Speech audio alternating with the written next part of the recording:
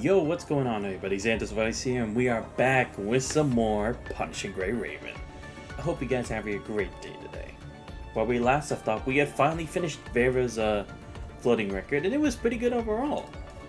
It also gave us a much better insight as to what real connection, or I guess experience, she had with the Grey Raven commander. Because it did initially seem like that they at least knew each other from something. Could have just been from any passing mission or something, or she just heard about him so much. But now actually getting to the more in-depth details as to why she actually decides to help him, even though she's usually just about doing it for her own goals and such. Or I guess not really that self-absorbent, but more so just that she doesn't just give in to the whims of just because you have to take a chance, right? Because it is hard considering just when it's the battle of survival, sometimes you can be swayed by emotion, but it's not good to have that be the main drive every single time.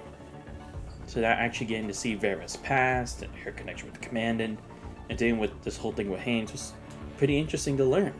And again, still giving more insights to stuff that happened during the Golden Age, which I love because it's that's some of the important stuff we need to know, right?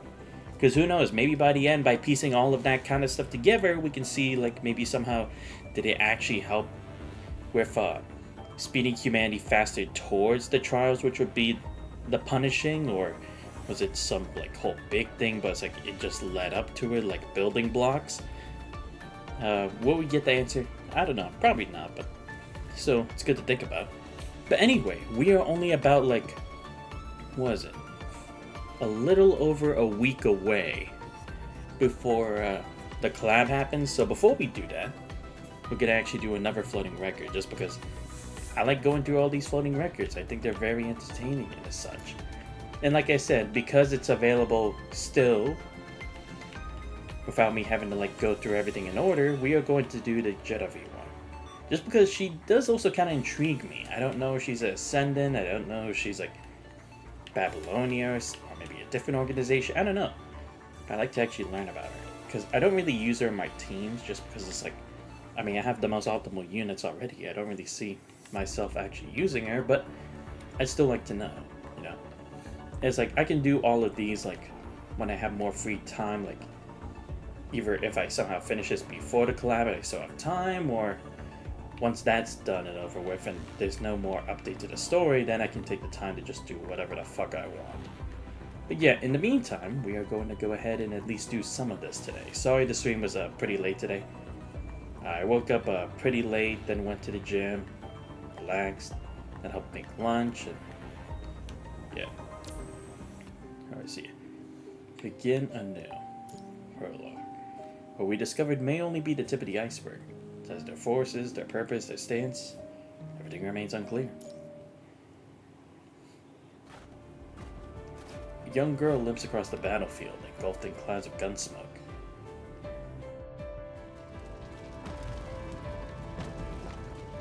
Collapsed buildings, steel frames, dismembered limbs of various creatures lie haphazardly among the rubble. Report. Power transmission tower is malfunctioning. Approximately 76% of the area's cables have been disconnected. Zone number 5's power distribution network is most likely collapsed. The girl called Avery's visual module momentarily blurs. She grounds as soon as she loses sight. A broken leg assembly snaps, becoming part of the rubble, but a fluid pours from the severed point.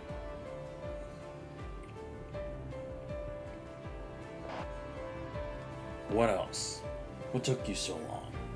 Why are you using my private channel? A voice barely suppressing his anger comes through the comms channel. Communication base stations destroyed. Public frequencies down. It took 10 minutes and 23 seconds to switch channels and reestablish contact. Infrastructure damage amounts to approximately 537 standard supply units. Oh, great. Just what I needed. More good news. And visual module scans the ruins. Badly injured injured girls are helping each other, their limbs broken, armor dented, or spilling out from beneath their synthetic skin. Most are covered in charred soot and nearly blended into the debris. The only difference is that they move, which the visual module recognizes as a sign of life. Remaining combat units 5, losses 4. The missing caller IDs are number 17. I didn't ask you to report on the loss of expendables. Humanoid combat units are company property, just like power and communication facilities. According to company regulations, losses should be listed in descending order of value in post-battle reports. That's exactly why. No one cares about the value of expendables that's at the bottom. And some irritated voice comes from the other end. Where is she? She is now within tracking signal range, attempting a 4th search. After unit number 17's depletion, its frame remains in another battle zone. She most likely gone to find unit 17. If she had just followed orders, we could have saved at least one antenna tower. The highest value unit's action strategy prioritizes protecting humanoid combat units above all else. If she had followed orders, the estimated losses would have exceeded 7 individuals. Enough! Time and time again, you keep reporting combat unit losses. Do you think the company actually cares about losing a few handy weapons?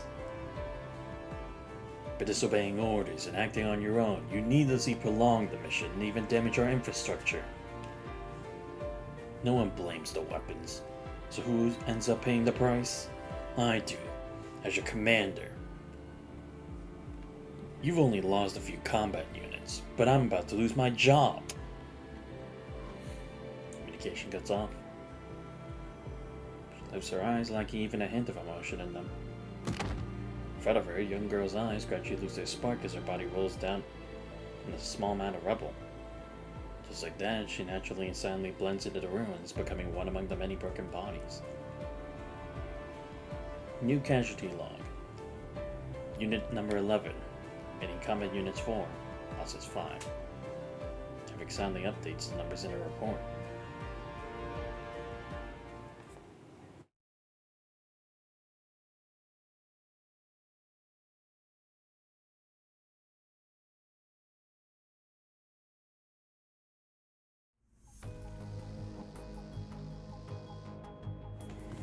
An infiltration mission? Yes. The mission location is in City 141, along the transatlantic coast. There's a recently reclaimed conservation area in that region.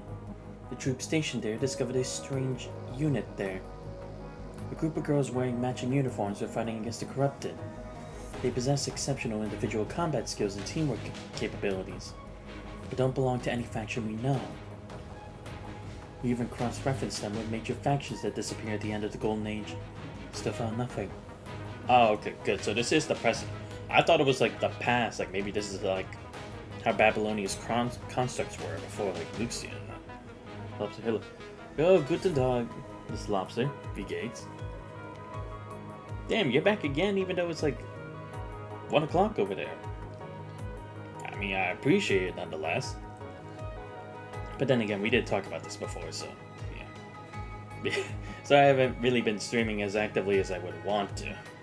It's just like some weeks you just don't have as much of the drive sometimes, you know? Not that I don't enjoy streaming, but it's like some days you just want to chill more than stream, and other times you just have more of the energy to stream. Fortunately, this week was just the former. So we need you to undertake a solo infiltration mission. Again? Solo? Come on. I might have done something stupid, or not so stupid, depending on, I don't know. Oh, okay. Well, that's interesting. I mean, I'm willing to lend an ear. I swear, they always need me to do these missions solo.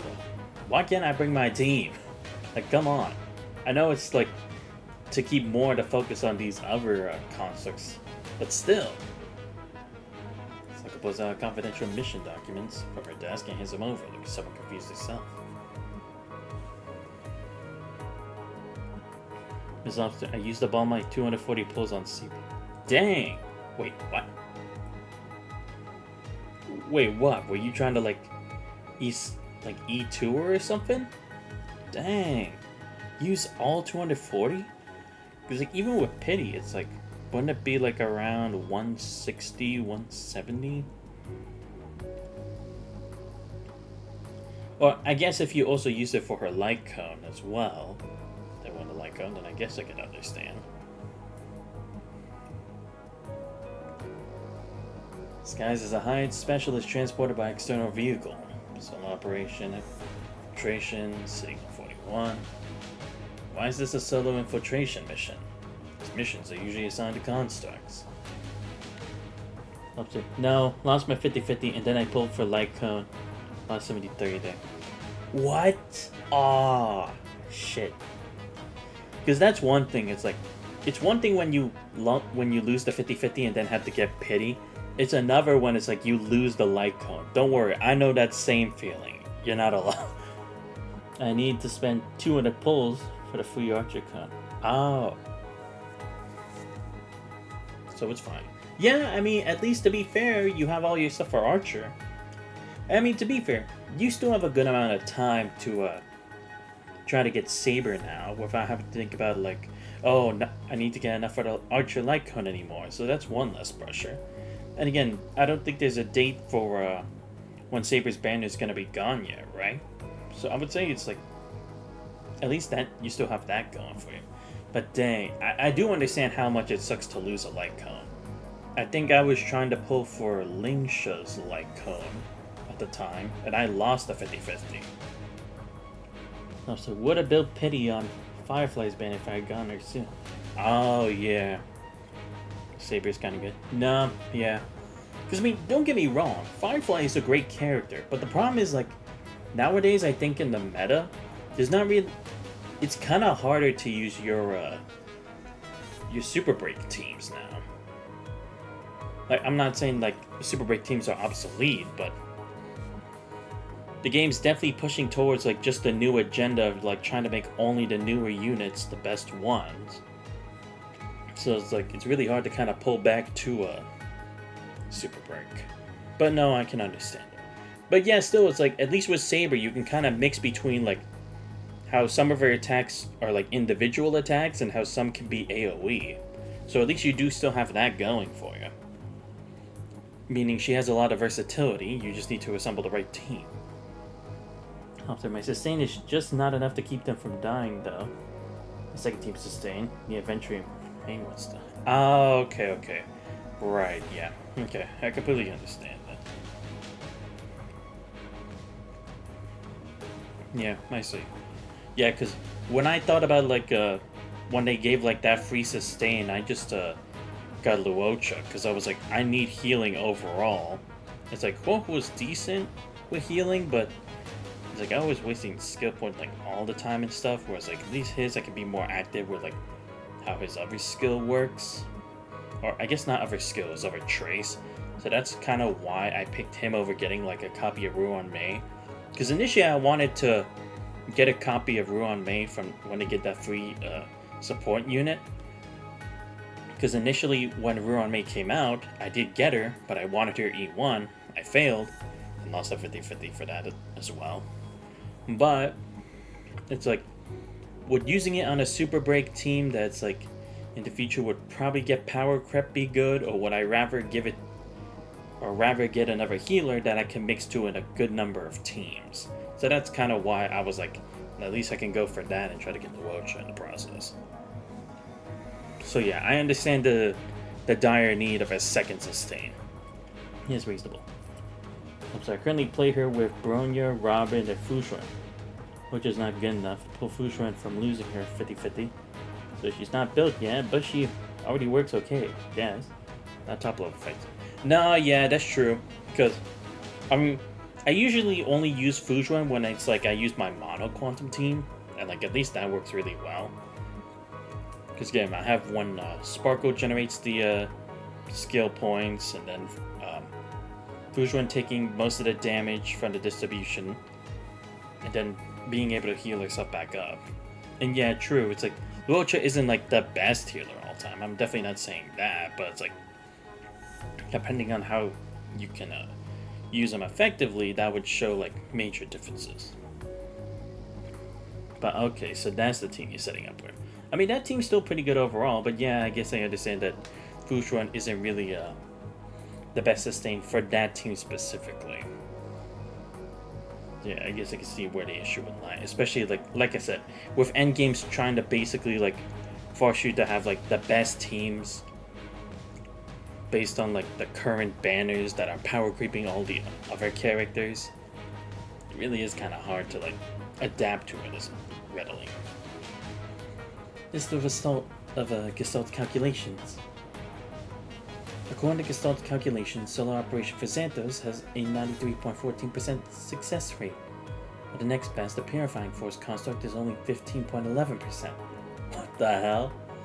Well, I mean, I guess yes, I keep coming back alive, but that doesn't mean I come back here like with no injuries. Like, I've been to the hospital multiple times. Come on, man.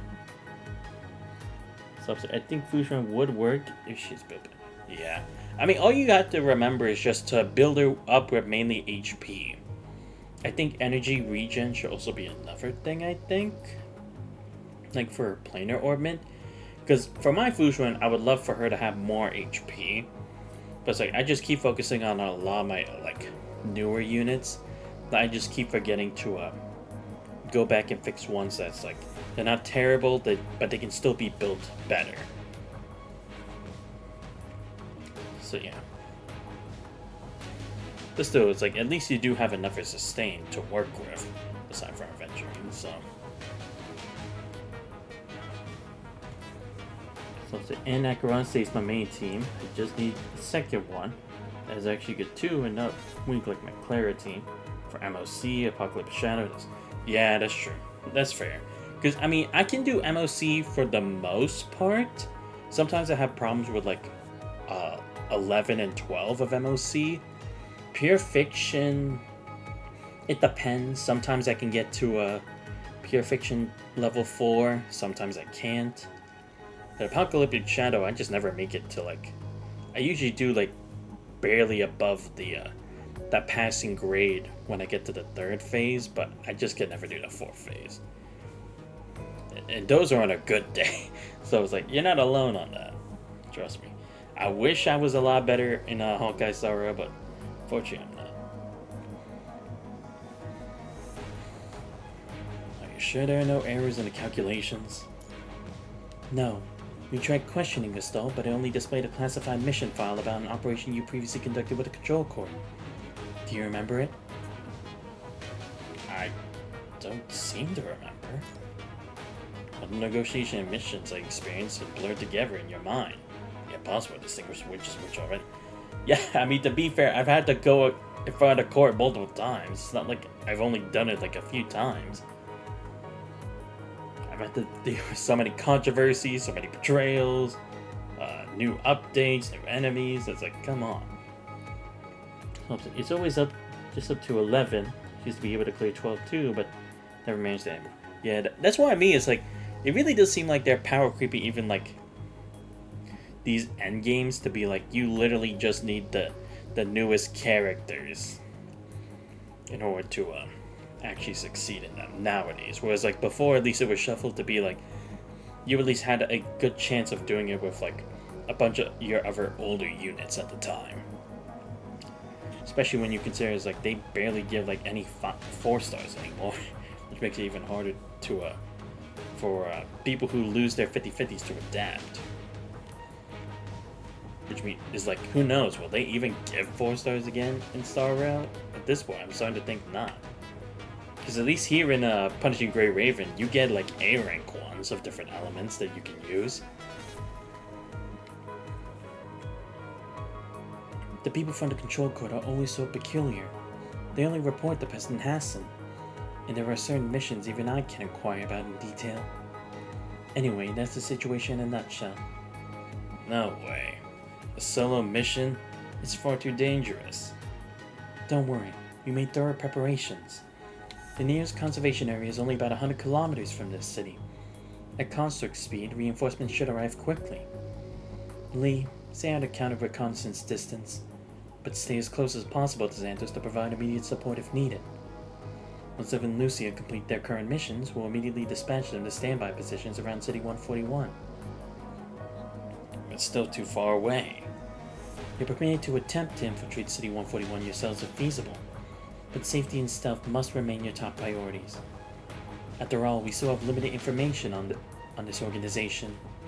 What we discovered may only be the tip of the iceberg. Besides their forces, their purpose, their stance, everything remains unclear. We need to gather sufficient intelligence about them before we can determine how to proceed.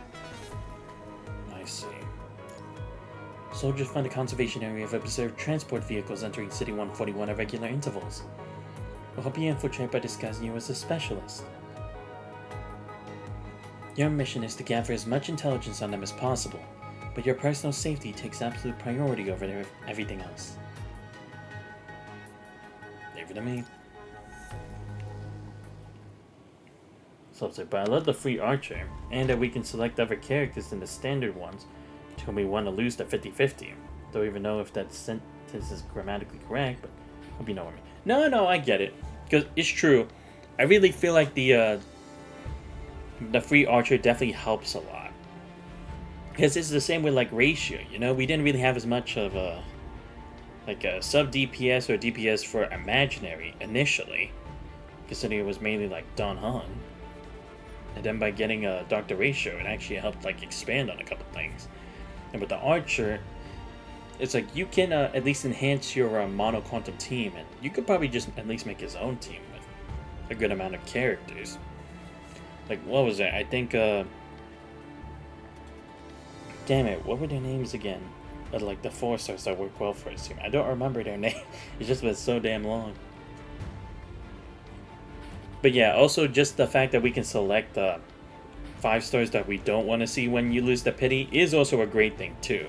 Because I definitely have times where it's like, yo, I don't need another Himiko, okay? I'm already at her at E5. At least enhance the other characters who could definitely work with that better. Like my Japard or my Bronya. And stuff. So I really do appreciate that as well. So without the free ratio, I would have never been able to clear the damn swarm boss. It took me so many. Nah, fair. I don't think I used ratio for mine. No, I remember. Yeah, I didn't use ratio for mine, mainly because I didn't level him up properly. So then I went through like hell on earth to have to do it over and over and over and over and over and over and over again to beat it. I don't remember if I did that on stream or not. I think I did, but I could be wrong. But I just remember it was damn annoying.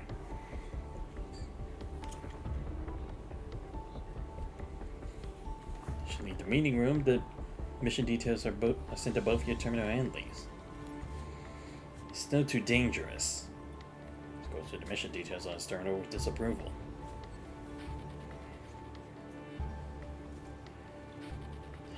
It is quite dangerous.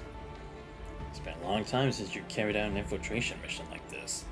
There's definitely some risk involved, but what exactly did you do to assist the Control Corps when they requested your help? Even with Celica's prompting and your best efforts to remember, all you can recall are a few brief words from someone. They still assigned you to execute the mission. I just need to calibrate the system. Oh, this is one of those other constructs who, she's at least, like, familiar with, Ishmael. I don't remember what her name was. Whether or not to immerse is up to you. Chasing memories and Gassalt's unusual behavior suggests there's something strange about this operation. So I need to level him up because I had no imaginary at the time and boss really wasn't beatable. Just genuine. That's true. This is a fair point. Which reminds me, I have to go back to leveling up my ratio. Because mine is not doing too good. Like, I think I met at least the basic requirement, but it's like, I want to make him better, but I'll have to farm his relic set again. Which honestly wouldn't be too bad when you think about it, because then at least I can have that saved for another character who might be better tuned with that in the long run. Anyway, I'll modify your weapons and request some special equipment support for you. Keep in contact with us at all times.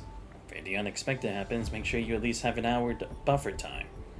Once I find an opportunity, I'll figure out a way to get in there myself. Yep. The mission will be successful. Was a wish but a statement. The moment those words left his lips, he was prepared to make them an established fact. Remember, stay in contact at all times. Alright.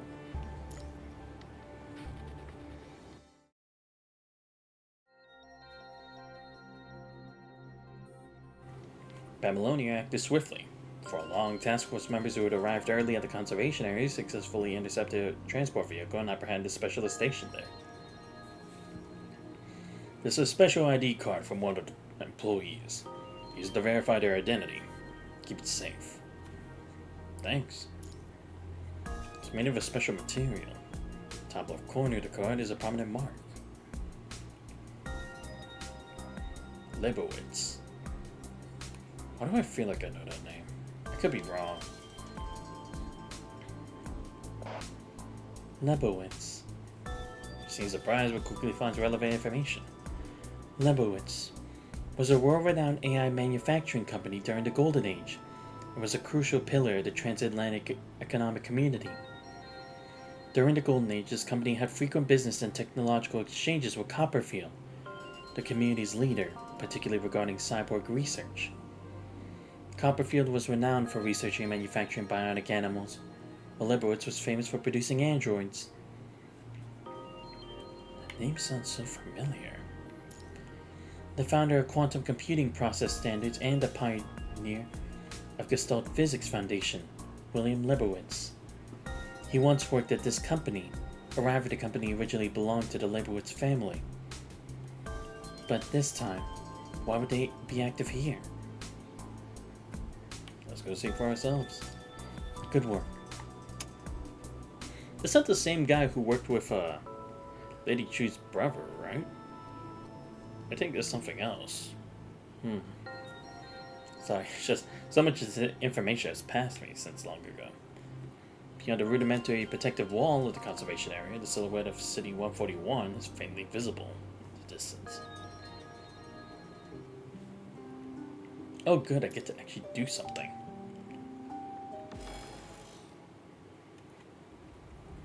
Lebowitz. What exactly are they piloting? Plotting. Flipping to its reverse side, another string of text materializes before your eyes. Yestering Academy. Maybe it's supposed to be like, you're supposed to flip these around, it's supposed to be... I thought it was gonna be like Trigger or something. Nah. Maybe that is actually what's supposed to be called. Operating under Lebowitz, it was where the owner of this condo was originally supposed to report for duty. Academy. There's no record of any such academy in the Babylonian database. At least not in any section related to Lebowitz. Which means the academy might have been established after Lebovitz's company went into hiding. A group of young girls dressed in identical uniforms combating corrupted. The place you were supposed to report to is an academy, then the uniformed troops would make sense. They're likely students of that academy. Being able to combat corrupted suggests these students are likely constructs. But why aren't just constructs in school uniforms? Or rather, why would students be deployed to the battlefield like this? Vehicle's bumpy ride jolts you back to reality. Transport vehicle raced across the vast desolate wilderness. Wait, Cap, there seems to be someone lying on the ground ahead. No time to waste. This area is crawling with corrupted. Finding bodies on the ground is nothing unusual. Upon their gaze, you see only ruins at first glance. Upon closer inspection, you notice tiny dancing sparks among the debris. The girl, one can still use such a term, lies amid the ruins as lifeless as the surrounding Ribar rubble. The body appears damaged. It says, "Hey Aya, how you doing?" Severed mechanical limbs exposed in their cross-sections. Short-circuited wires emit sparks, and the feature distinguishing her from the other lifeless debris. I think I just become a... Wait, what? Wait, what happened? I'm so confused. What led to this? Like, that's just something you threw out of left field. Like, that's so unexpected. I was in a stream, yeah.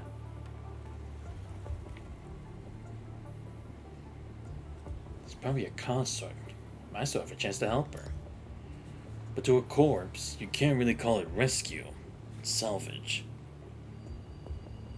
The lead soldier doesn't contradict you, say offers a coaxing reply. She might still be alive, don't you think? You sure know how to ask for the impossible, dear specialist.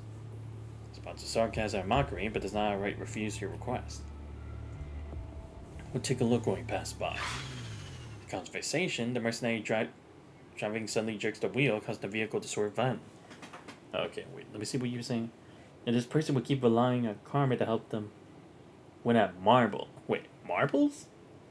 Okay. One time they spelled karma as... There's some like... Alright. Very interesting. What's going on? Someone's opening fire on us, Cap. Turn around. Fall back. Rapid gunfire goes relentlessly in your ears. Transport vehicle zigzags erratically, desperately maneuvering through the hail of bullets. No, you can't retreat. At this point, you really don't want to play hero, do you? Blindly turning around in open wilderness with no cover would make a scene ducks for their bullets. Damn it, drive towards those ruins we just passed. Low crumbling buildings could shield them from bullets. If they can just reach those ruins, they should be able to find temporary cover. Let's go ahead. Miss Lobster. Oh, I'm leaving for now. Guess I need to sleep. Perfect. Okay. Have a good night, Mr. Lobster. See you again soon. Alright, let me see what you were saying now. And then, in this one marble game, everyone... How was the only survival? I mean, survivor. Kramer is real in this, but Kramer is Kram. That kind of went off like that. Ah. Well, that's something, isn't it? Strangely, the gunfire not only fails to subside, but actually intensifies. We're still heading forward. It's super dangerous in there. Damn it! Why are we driving this way? There are only more bullets now. Still cursing under his breath, he spins around to shot at the team member behind the wheel. It's a tight Cap. Gunfire continues, but strangely enough, almost no bullets hit transport vehicles' critical areas. Alright, so I think it became a cult. I mean, does it define it as being a cult leader? I don't know.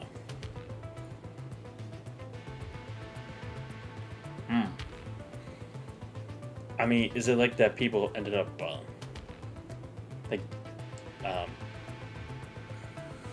like giving in to your statements and then doing so? Because otherwise...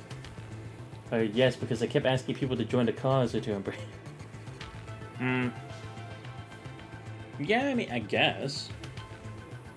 I just always thought in order to actually be a cult leader, you actually needed not only a, like, form of belief and such that's established, but you also needed followers, like concrete followers, to actually follow you. Because it's like, it just seems like you have like the attitude of one, but I don't know if it clearly defines it unless you already have people following the cause. But I mean, yeah, I guess you were in the act of like technically recruiting. Still, that is a crazy story though. That's because it rise. As the transport vehicle enters the abandoned town, yellow sand gradually engulfs their field of vision. As the transport vehicle disappears into a haze, the previously relentless gunfire gradually falls silent. Do we lose them? Uncanny silence falls over the surroundings. The sand-shrouded ruins are corrupted suddenly slams against the front windshield. Immediately after, countless sprays of crimson eyes light up from the dust cloud. Damn it! Did we just fucking stumble into Corrupted nest? Hordes of Corrupted emerge from the mist and charge toward the transport vehicle. Lock and load. Corrupted are crowding in front of the vehicle, making it nearly impossible to move. Damn it! Abandon the vehicle for now. Barely pokes half his body out when the large Corrupted lunges toward him. loses his balance and tumbles to the ground like a kite with its string cut. Oh, as expected of a specialist. Damn good shooting. Something doesn't feel right. That bullet definitely hit its mark squarely. But even with a service weapon upgraded by Babylonia, it should be impossible to paralyze such a large corruptor with just one bullet. Let's see. Bullet strikes its mid-charge, sending his body flying backward from the force of the impact and its own momentum. What's going on? He only fired once, but there were 2 gunshots to the dust cloud. What an awkward introduction. Swirling dust, the silhouette of a girl in black clothing flickers in and out of view from a higher vantage point. A girl appearing during a sudden corrupted surge makes no sense. Instincts make you raise your weapon without thinking. Girl's laughter rings through the wind-blown sand. In a blink of an eye, the black silhouette vanishes like a ghost. The sandstorm gradually subsides, where the corrupted surges forward. 2 gunshots ring out again, and the targeted corrupted falls instantly. What, she's shooting like at the same time I am? It's disguising like I'm doing it? Suddenly, an interesting thought pops in your head. Just as expected, corrupted falls anyway, even though your bullet missed completely. Someone's assisting you from the shadows, but who exactly is this person?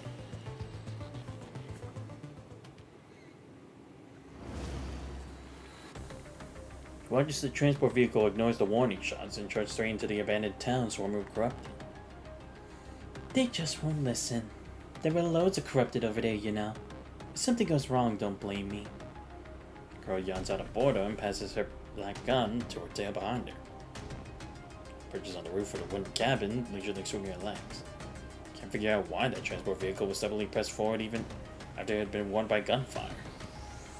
In the distance, she knows her companions remains lie buried somewhere in the ruins. There's a real purpose for coming in. To cover the body that was so carelessly discarded. Stands up ready to rush toward her companion's location, but her body suddenly freezes. Why is that transport vehicle still heading toward the exact ruins where her companion lies? No way.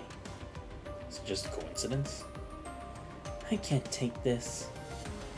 With a resigned sigh, she takes the gun from her tail, aims to corrupt it, and prepares to fire again. Synchronized with something. Strange feeling. Signal. Seems to be synchronized with someone else's. The other person is loading their weapon, placing their gun sideways, quickly taking aim, pulling the trigger. She perceives their every movement with crystal clarity. Who is it? Where? Visual modules dart back and forth, desperately scanning for the shooter's position. Found you. Figure in an exoskeleton combat suit, somewhat draggled beneath the thick clouds of dust blotting out the sky. What an awkward introduction. Cannot but find yourself intrigued. Loading, aiming, pulling the trigger. To her, these are distinct actions happening in slow motion that she can easily break down and analyze. She mimics those slow movements, deliberately raising her gun barrel.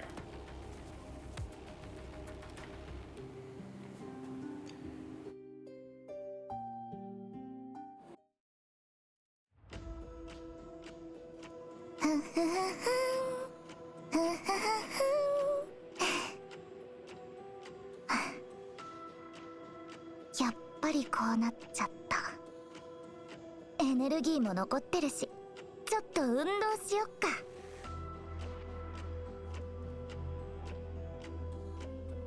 敵性だ。なかなかの腕前だな。本当にただの教師なのか？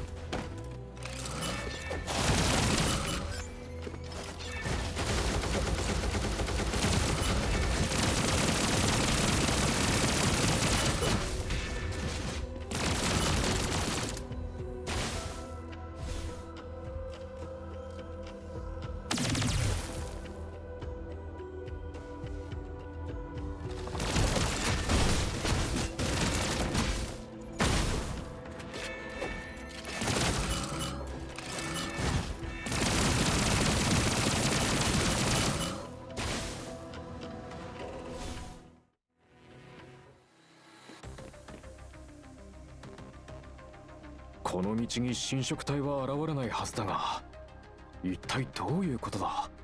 それにしてもその身軽さは大したものだ。これがリーボビッツの実力か。I only know the basics. あんたらはミステリアスで有名なんだろう。これ以上は詮索しないでおこう。それよりも前方にまだ障害物がある。片付けを手伝ってもらえるか。状況がわからない今は一緒に行動した方が互いのためだ。頼んだぞ。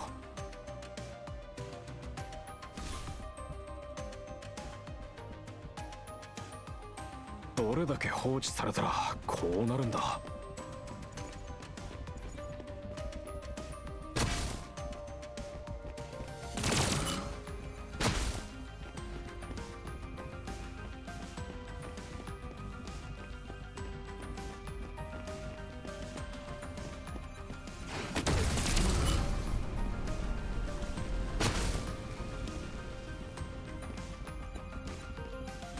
Yeah, just in case I look around, you never know. Might be something I need.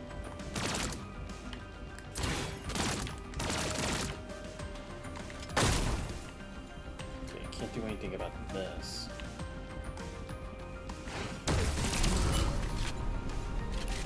There we go. Alright, got more ammo. Yeah, I figured.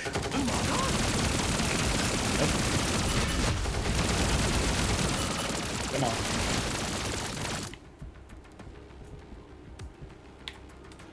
They still have electrical current surging through them.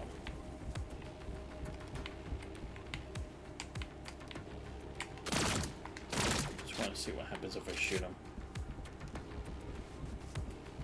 そりゃこれだけ壊れてたら警報も鳴らないな。この前設置したばかりだったのに。黄金時代の酒を飲んで保全エリアで酔いつぶれてます。今日は来てません。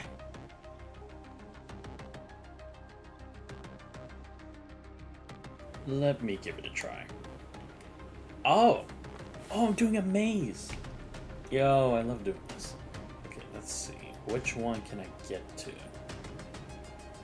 Trying to map things out. Okay. Oh, okay. I think I see what I have to do. Okay. So, do this. Oh, select the circuit. Oh, okay. I have to do it like that.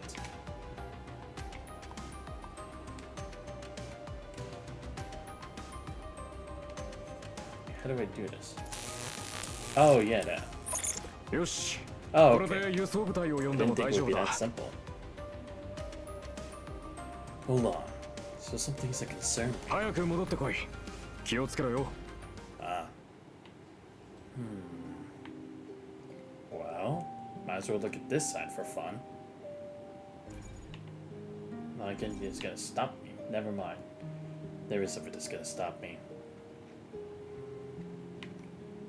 Okay, well, that's a pretty obvious sign, isn't it? 何だよ。こっちこっち。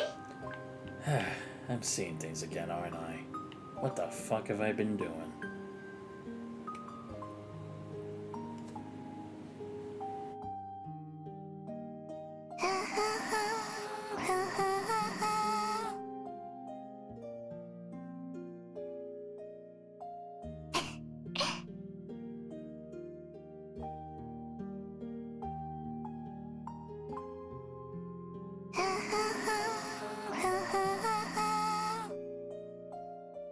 Hmm. また後でね。ん？何の音？ほんとしつこいんだから大切な再会に遅れちゃうじゃない。同じ過ちは繰り返さない。最近はピエロのコスプレが流行りなの？どいつもこいつも赤い花つけちゃって。君の番よ。構築。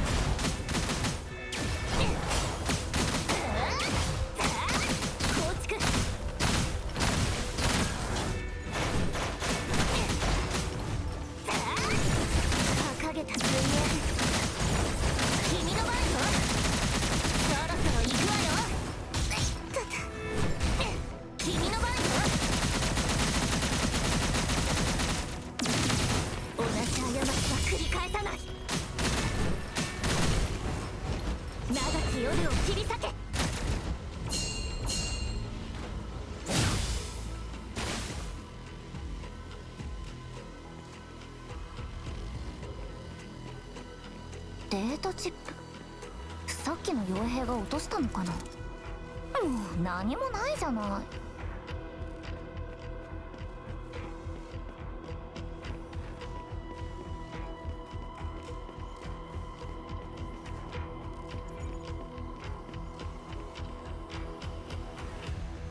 い。よし、一丁上がり。さすが私。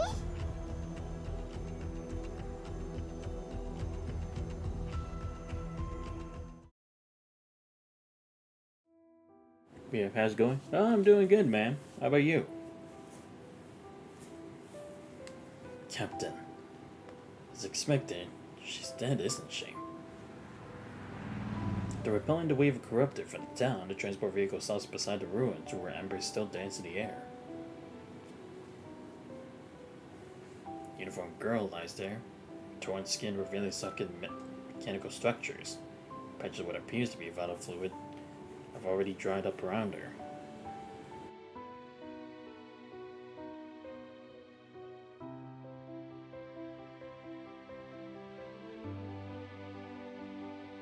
She's dead. Around her, mountains of corrupted corpses are bald eye. She died after an intense battle. Dead of bewilderment and loneliness, she lies quietly among the skeletal remains of reinforced concrete and steel. I knew it. Mercenary checked twice to confirm that she won't move anymore. Speak as if discussing some disposable commodity. Let's go. Walk away having lost interest. You want to take her with you? She's already... Alright. Though we're strangers, a warrior like her shouldn't rest in a place crawling with corrupted. Fine, let's take her. The vehicle can handle extra weight. Gravity lift her onto the transport vehicle. Engine roars as they continue their journey towards City 141. So they took her away. A girl, having finished cleaning up the remaining corrupted, arrives at the ruins where her companion had been, but found the place completely deserted. A girl, having finished cleaning up the remaining corrupted, arrives at the ruins where her companion had been, only to find the place completely deserted. At regular intervals, mercenaries escorted transport vehicles into City 141. Company specialists are stationed at her living quarters, posing as teachers. Most likely the companion they just picked up will also be brought there. Bridges are back in a lazy stretch. To synchronize her with that human, the battle becomes unexpectedly easy. Get up a few curious about them. Teacher. Teacher. Alright. If I'm my usual self, also have another funny chest thing for you. Sure, man. Weapons of war. Well then, dear specialist, we'll take our leave now. After entering City 141, the transport vehicle stops at the entrance of a forest on the city outskirts. Throughout the journey, you try to extract information about Liberowitz from the soldiers, pulling over blank stares leaving you empty-handed. The reason, most likely, has everything to do with their position. As mercenaries, they merely accepted the company's commission to help escort the specialist to City 141. They aren't official company employees, so naturally they know nothing about its internal affairs. The task of gathering intelligence will have to fall on your shoulders alone. After a brief farewell, the vehicle sent by the Academy slowly makes its way towards the nearby City 141. Past the damaged city walls, a winding path carpeted with soft moss and fallen leaves stretches forward. Beyond the road's end stands a surprisingly intact structure. You want to know how little the Path of the Sword thing works? We never even sought out Kafai. Baron Schwarzer called in Kafai to help Reen after he felt by his powers. Kafai had basically left Reen in the... Reen was still... Yeah, because here's the thing, it's like, it's not really guiding him towards anywhere.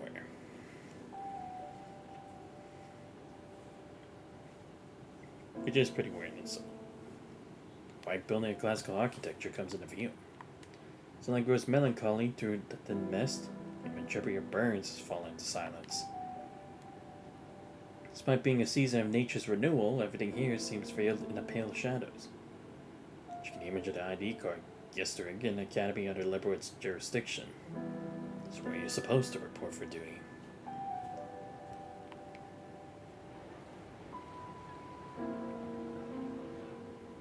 Some confirming his suspicions, groups of girls in identical uniforms pass by on the distant path. The girl you brought must have been one of them once. Have someone here will recognize her. Excuse me, I was wondering. She bows to you in formal deference, then briskly walks away. Turn your attention to another girl.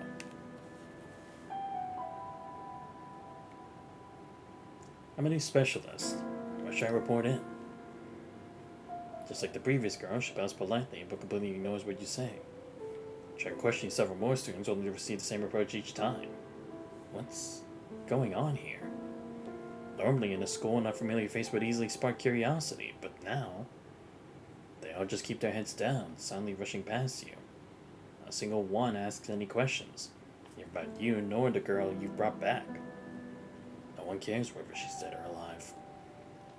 These girls move as if following programmed instructions, mechanically walking toward the academy buildings. Could it be that the girl you brought back is a student here? No, they must be from the same place. Dark-colored uniforms stained with reddish-brown vital fluid and battlefield dust. They even have nearly identical hairstyles. But why would they be sent to battle as students, only to die in desolate wastelands where no one would ever find them? Flowers bloom vibrantly before your eyes, while the girl behind you silently fades away. Spring yesterday gives one a subtle sense of being torn apart. Yet Reen also never pursued it as years went on. Reen did, however, care about piloting. Light on it a lot during the Northern War. Took a job where he'd teach people how to pilot. Then have more time to hone and improve his piloting skills while teaching them. Yeah, that's the thing. It's like, why not just stay and be able to actually teach them something? You don't look well, Evie. Genevieve hasn't returned, White. Take a few steps forward, following the faint sound of voices. In the distance, you see two girls tending plants beside a flower bed. Are you worried about her? The quiet girl turns her face toward you, scribbling and sketching in her notebook. No. As the highest value individual, her loss would cause enormous damage to the company. That would contradict our operational strategy. She already graduated, didn't she? I don't understand why she remained here. Maybe she just left and will never come back. The strategy loaded into the highest value individual prioritizes the protection of humanoid combat units above all else. As long as we haven't successfully passed the final examination, she won't leave without reason. This might not be your strategy, but because she wants to do this. The girl known as White speaks with a slight stutter in her voice. That doesn't explain her behavior. No weapon would want to do anything. That contradicts our fundamental programming. Also, remember Reen's reaction to Shizune's play? If they're alone for years, so the kid of us. Wait, what do you mean he left it alone for you? What, you mean when she cut his sword? In that, reverie, shard thing? I mean, yeah, to be fair, it's he wasn't, screaming at the top of his lungs, shouting to the skies, no. It's not like he was that, torn up about it. So yeah, I guess it's kind of true that it's it wasn't really so much he was onto, the path of the sword as much as he was, piloting, for his divine knight. Evie, it seems we waited long enough to see the fluorescent chrysanthemums bloom. They glow even in daylight. Pulls out a notebook from behind her and begins to write and sketch in it. If you only got involved with it whenever the plot tells you. Nah, yeah, that's fair. Yes. White, astonished by a brief, unexpected answer, and looks up at Evie. Evie gazes at the white flowers in a trance-like state. Beneath the petals, a butterfly emerges from the chrysalis. She trembles as she crouches down. Her newly attached left leg doesn't fit properly. But she had to touch the empty chrysalis. White struggles to help her back up. The last test left everyone damaged. Number 17, number 11. They were all lost on the battlefield, weren't they? She She silently reattaches Evik's left leg. The connection points making metallic clinking sounds as they lock into place. It's the same for you, Evik. If Genevieve hadn't disobeyed orders and suddenly pulled back to rescue you from that swarm of corrupted after your leg was broken, you wouldn't have returned. Just like number 17, right? I came back. What's the point? I don't know. You came back so you can water the flowers with us, right? One individual is enough to maintain them. But looking at these flowers makes you happy, doesn't it? My visual module does not transmit positive emotional signals to my processing center. I watches Evik silently, observing the vibrant colors reflected in her eyes. Evik has always been deeply fascinated by all kinds of luminous objects. But my happiness has no meaning in the context of the company's interests. That's not the issue, just... Isn't it okay for us to live? Our existence is meant to maximize the protection of company interests. This has nothing to do with an individual's life or death. Having expectations for impractical things only creates unnecessary burden on the emotional module. Excuse me, I was wondering. By approaching them, you attempt to assess the situation. Yeah, also Kafai and she's gonna act a lot more like how Rosavita did for Emma. You know what, I guess... Well, I don't know. I mean, because it's like... It's not like Shizuna's really trying to look out for Reen or such. But then again, I guess you can make that same argument for Vita. I mean, I agree with, like, Kafai acting like Rose did to Emma. Sure. But I'm not sure that I could say the same thing for Shizuna, just because it's like... Again, I don't know too much about their connection, really, to make that statement. Compared to, like, what I know about Vita. But at least the Kafai and Rose thing I can completely agree on. Are you the new teacher? I quickly identifies you by your attire and the recent notice. Respectfully bowing, she steps back as is customary. Excuse me, but do you know this girl? Is this number 17? White's processing center pauses momentarily as she turns to look at Evie. Evie clearly has no experience with this kind of situation either. This is our classmate. I responded with her preset script to the human before. White moves to take charge of number 17. Please let me take her. I'll be responsible for bringing her. Tower Bell suddenly interrupted. White and Evig, as if suddenly receiving a command, abruptly turn and walk back toward the academy. Wait! Zero found any acknowledgement, walking straight back as if you had vanished. Broadcast announcement follows. All faculty and students, please gather in the first floor auditorium. You've now no one's told me what to do with number 17's remains. Hey, you over there, the new specialist. What are you doing? Searching for someone who can answer your questions, you're suddenly halted by a shoulders soldier's sharp command. Didn't you hear the broadcast? Go to the first floor auditorium right now. What are you carrying? Why are you still looking around a depleted weapon? Depleted weapon? Just leave it here. Someone will take it to the waste recycling station. Bringing back a broken weapon. Caused us quite some trouble. But she's still... That's in order. You only have 3 chances to disobey orders, or due to negligence, carelessness, or other factors.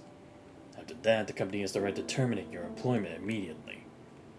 Don't make me say it twice. Put it down now. Then report to the auditorium immediately.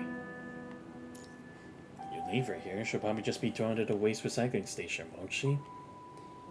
Isn't there something you can keep to remember her by? Something like a construct's nameplate. Well, lost in thought, you notice the collar around her neck, marked with number 17. Please, let me keep this.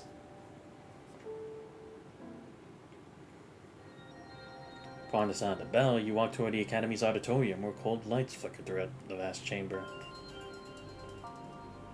The students rise up from their seats in perfect unison, like a circular wall erected around the room, showing a display of uniformity. A woman holding a pointer walks toward the podium. Her heels strike the floor with a crisp, measured rhythm, each step distinctly audible in the silent hum. If Kafai is a cryptic and childish old man who left Reed alone, He can defend for himself, similar to how Rose left a lot of that teaching to Celine, who taught next to nothing. Very cruel in both cases, given how only Rose and Kafai can teach their respective self. Yeah, that's the thing. It's like Rose is supposed to be like a legendary like mage or something, right?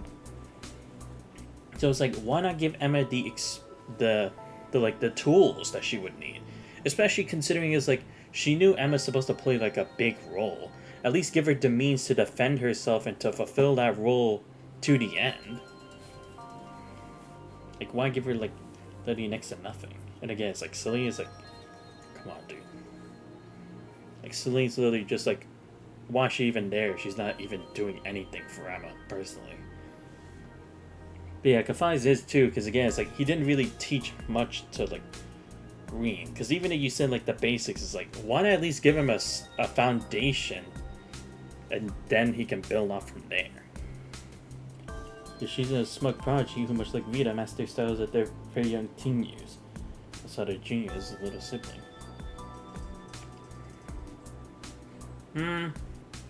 I guess. Again, the thing is, like, I just find it kind of hard to, like, say about she's important. Again, I'm not necessarily trying to defend her, like, I love her or anything, but it's just hard for me to do it because, again, it's like I haven't seen any interaction with, like, her or Reen or, like, anything else like that to really say anything compared to, like, everything I've seen of Vita and Emma. That's the only thing I'm really saying about it.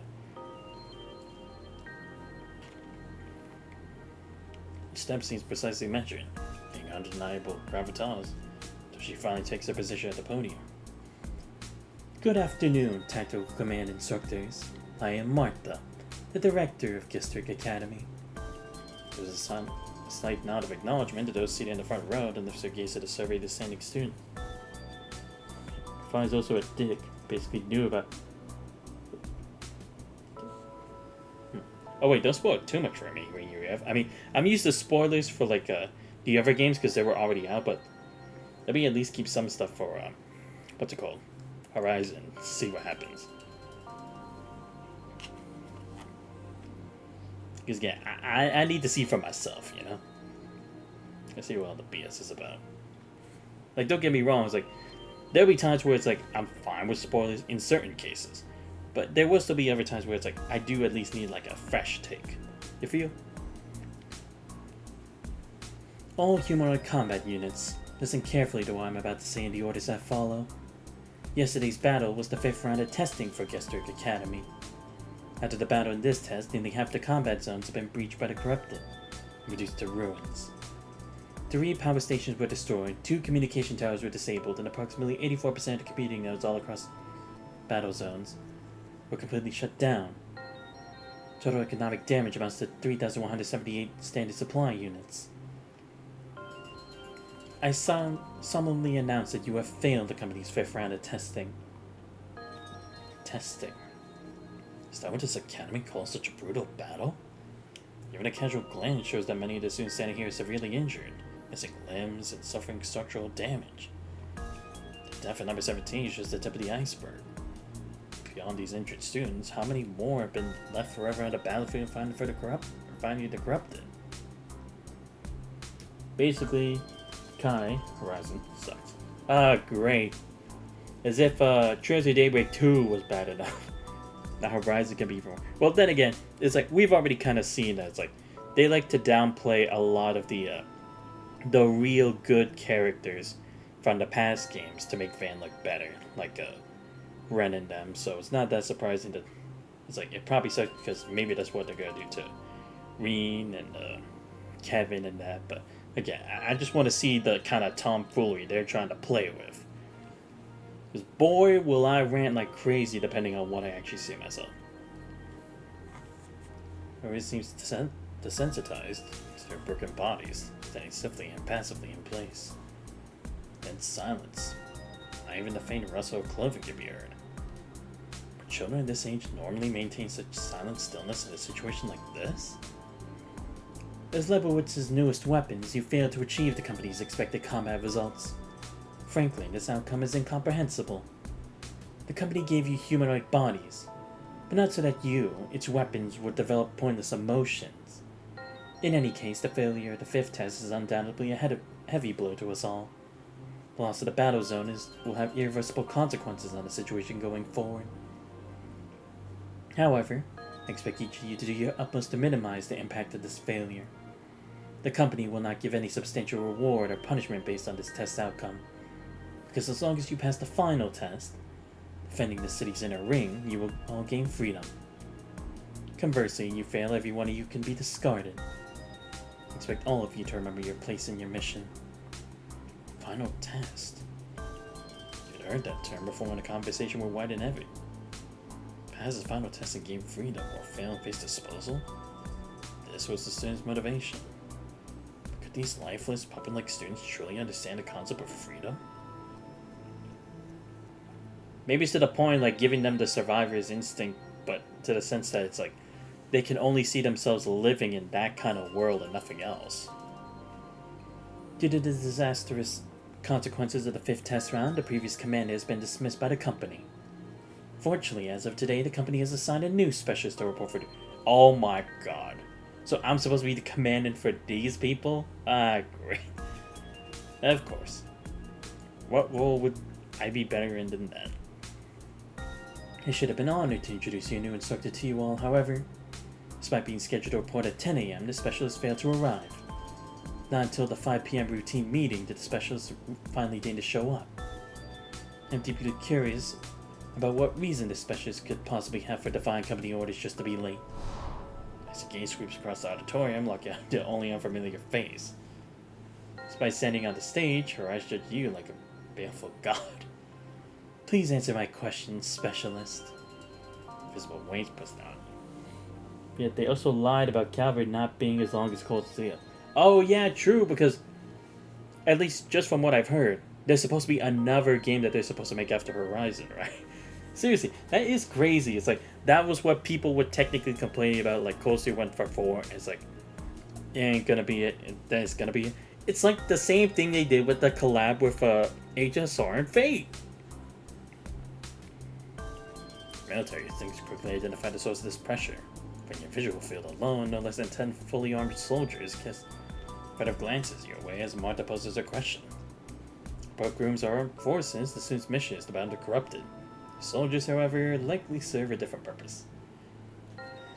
They are likely part of the Academy's militarized management system, intimidation force designed to ensure faculty compliance with orders. You need to choose your words carefully here.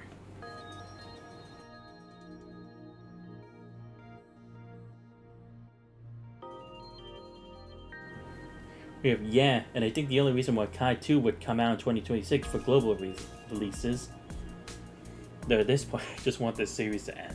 No, really, it's like, if anything, they should have like somehow tried to like end it with Cold Steel. Because like at least they had rounded up everything about like the Crossbell arc and Liberl and stuff. Like it may have been short, it may not have answered everything. But hell, I would have been better with that than the disaster that Daybreak 1 and 2 were. They already ruined everything that, at least positive, that they had from all the previous games combined. And that's just with 2 games itself, so that's an amazing achievement. And true, that's why I was kind of thinking too, because I'm like, you're really gonna delay the release of Kai for the Switch 2? I'm like, they're stupid, but then this fucking... I don't want to say the wrong word here, but, you know, even worse than that. Like, bonkers. And that's why I was like, maybe they're doing it because they don't know what the next game is yet, so they need time to actually, like, start thinking. Yeah, normally a sequel to a game would take months to release a sequel, given how many resources they reuse. Somebody has. Yeah, because that is the other thing, too, is like, Trails, it's like, recently they're just reusing a lot of assets, so it really should not take that much time. Like, literally, most of the character sprites and visuals and maps and enemies in Daybreak 2 were literally copy and pasted from Daybreak 1. Yet the only way to redeem this is if Emma Bob. I wouldn't say that's the only way, because, again, they could try to, like, make her worse for Van's sake, you know? So it's like, let's not say, like, it's just that simple. Because I would love if Emma came back. But again, it's like, if they did, they'll probably give her the same treatment that they did to Ren. As unfortunate enough as it is, I could definitely see them doing that. Since there has been multiple top 20 polls, I think it is possible for her to... Yeah, I mean, to be fair, again, she is, like, more knowledgeable of the magic side of things, and we don't know what kind of powers the Grandmaster has, so I could definitely see her making a comeback. I just hope they do it correctly. Countess are corrupted. We just completed the 5th test. Most of the corrupted surrounding City 141 have already been eliminated. In other words, even if you countered numerous corrupted, they couldn't possibly have surrounded your route. You could have simply directed the transport vehicle to go around them. So regarding your insistence about engaging the enemy in combat, I'd like you to provide me with a suitable explanation. There was a construct lying on the ground ahead. You were ambushed while deciding to rescue them. Wasn't the company supposed to brief you before dispatching you to Gestery? They are mechanoids, not constructs. War machines developed by the company. As weapons, they're not worth humans risking their lives to save. Weapons obey the company's orders absolutely, and fight for the company's interests. All weapons need to follow orders to eliminate the company's enemies. But even humans must obey the rules established by the company in Gestery. The company tolerates human weakness by allowing 3 instances of negligence. After 3 instances, you will face dismissal. You've already been marked once for tardiness. Do not make another mistake. Now I formally introduce your new tactical teacher, Specialist Employee number 035034. The company traditionally doesn't concern itself with the names of employees at your rank. However, for the sake of convenience of future communication with the students, I'll permit them to address you by your name. Furthermore, given the record of repeated failures in field command by previous commandants, this commander will only be responsible for daily tactical coordination training, and will not participate in actual field combat. That will conclude today's meeting. Damn. Plus the divergent laws, Emma's sister is in anguish, her clan is tied to the Divine Beast, and Emma said she was traveling to Moria to uncover its mysteries. Also, Van and Kai mentioned his mind would be blown if he ran to witches and the Burtlian royalty. Oh yeah, he did say that. Wait, I'm pretty sure he said that in one of the former games, but I could be wrong. Nah, but that is right.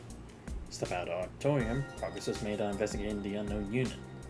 Special unit belongs to the Gester Academy.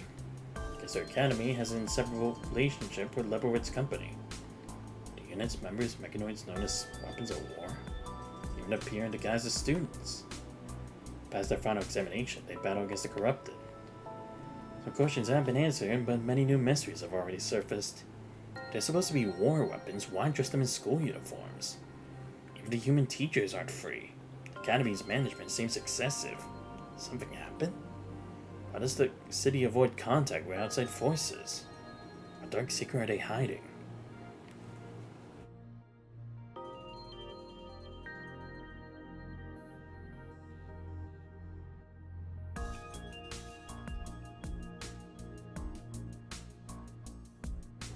One question after another rushes through your mind. Seems your investigation still has a long way to go. Austin thought about all these questions. You wander around the campus until you reach a secluded corner. Look around in all directions, but you can't spot anyone. I'm here. Black and white twin tails sweeping the view. Girls that's high up on the Academy building casually swinging her legs. I've been waiting for you for a long time, teacher. My name is Genevieve. Our meeting here is not by chance.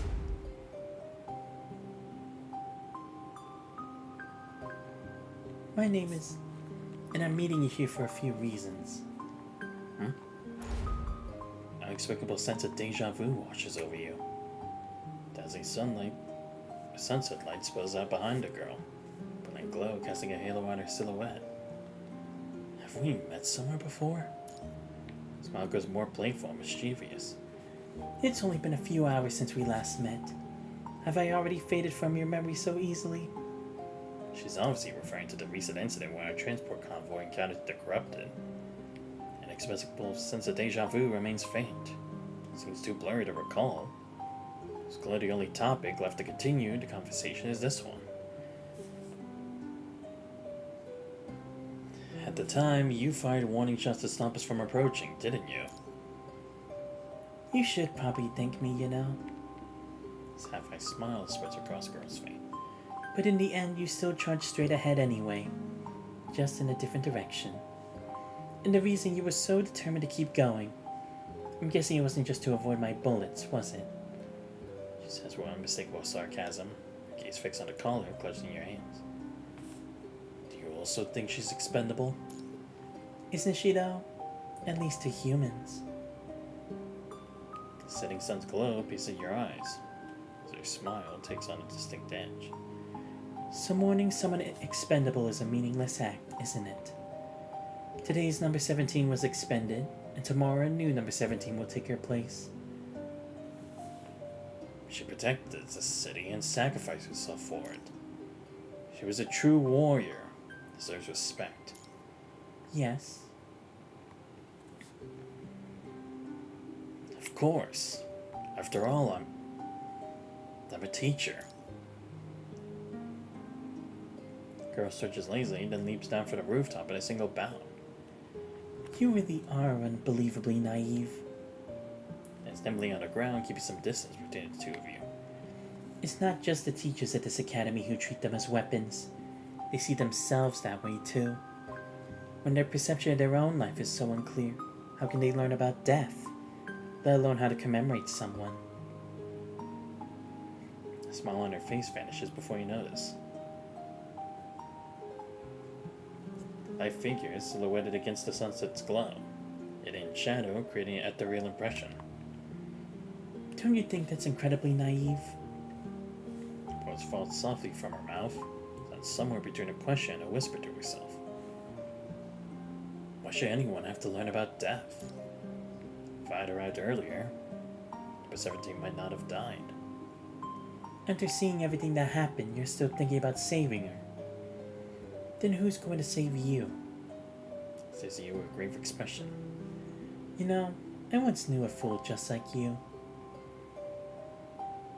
Just like you, they were obsessed with that pointless phrase, what if? If there's even the slightest chance of saving someone, no matter how remote, they'll recklessly change or chase that glimmer of hope. No matter how many chances at reincarnation you'd give, that person would always make the same choice. It's truly baffling. Seems to be using her pacing to hide her emotions. Brief moment, sunlight falls across her face, you catch a glimpse of her profile. Expression is complex, sheer wistfulness, quiet desolation. What now? I don't know. Turns away, taking two listless steps backward. She turns back, she's wearing a self-assured smile again, as if for a moment sincerity had never existed. I can't believe reality's produced another fool exactly like that person. Spreads her hands and rolls her eyes at you. Regardless, I need to thank you for your support back then. Even if I hadn't helped, you would have found a way out yourself, right? You still chose to help me.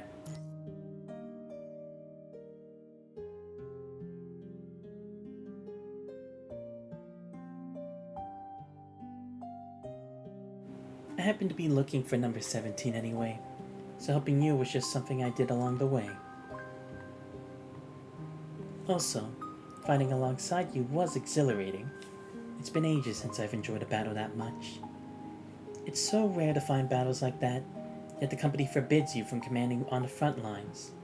Such stick in the muds. Flicks her gun with her tail contemptuously as she speaks. You also a student here? Outfit looks completely out of place at the academy. Your eccentric, ghost-like behavior sets her apart from the other students. Not really. Strictly speaking, I suppose I'd be considered a graduate already. Graduate?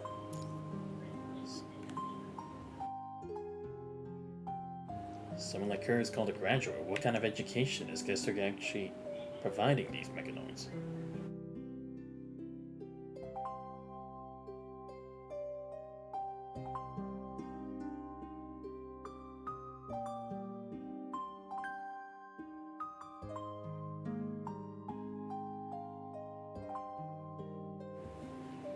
If I did see a comment for Horizon that made me laugh.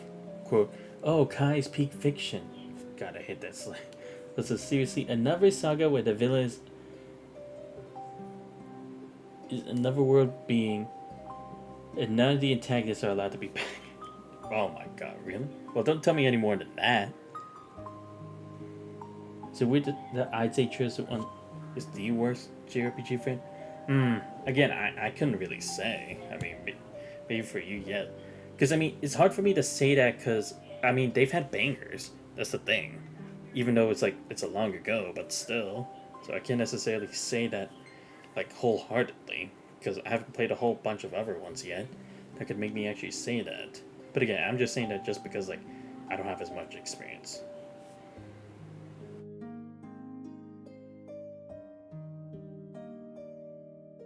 Only LeBron was the bang. I mean, to be fair, Crossbell had its moments, though. Can't deny that.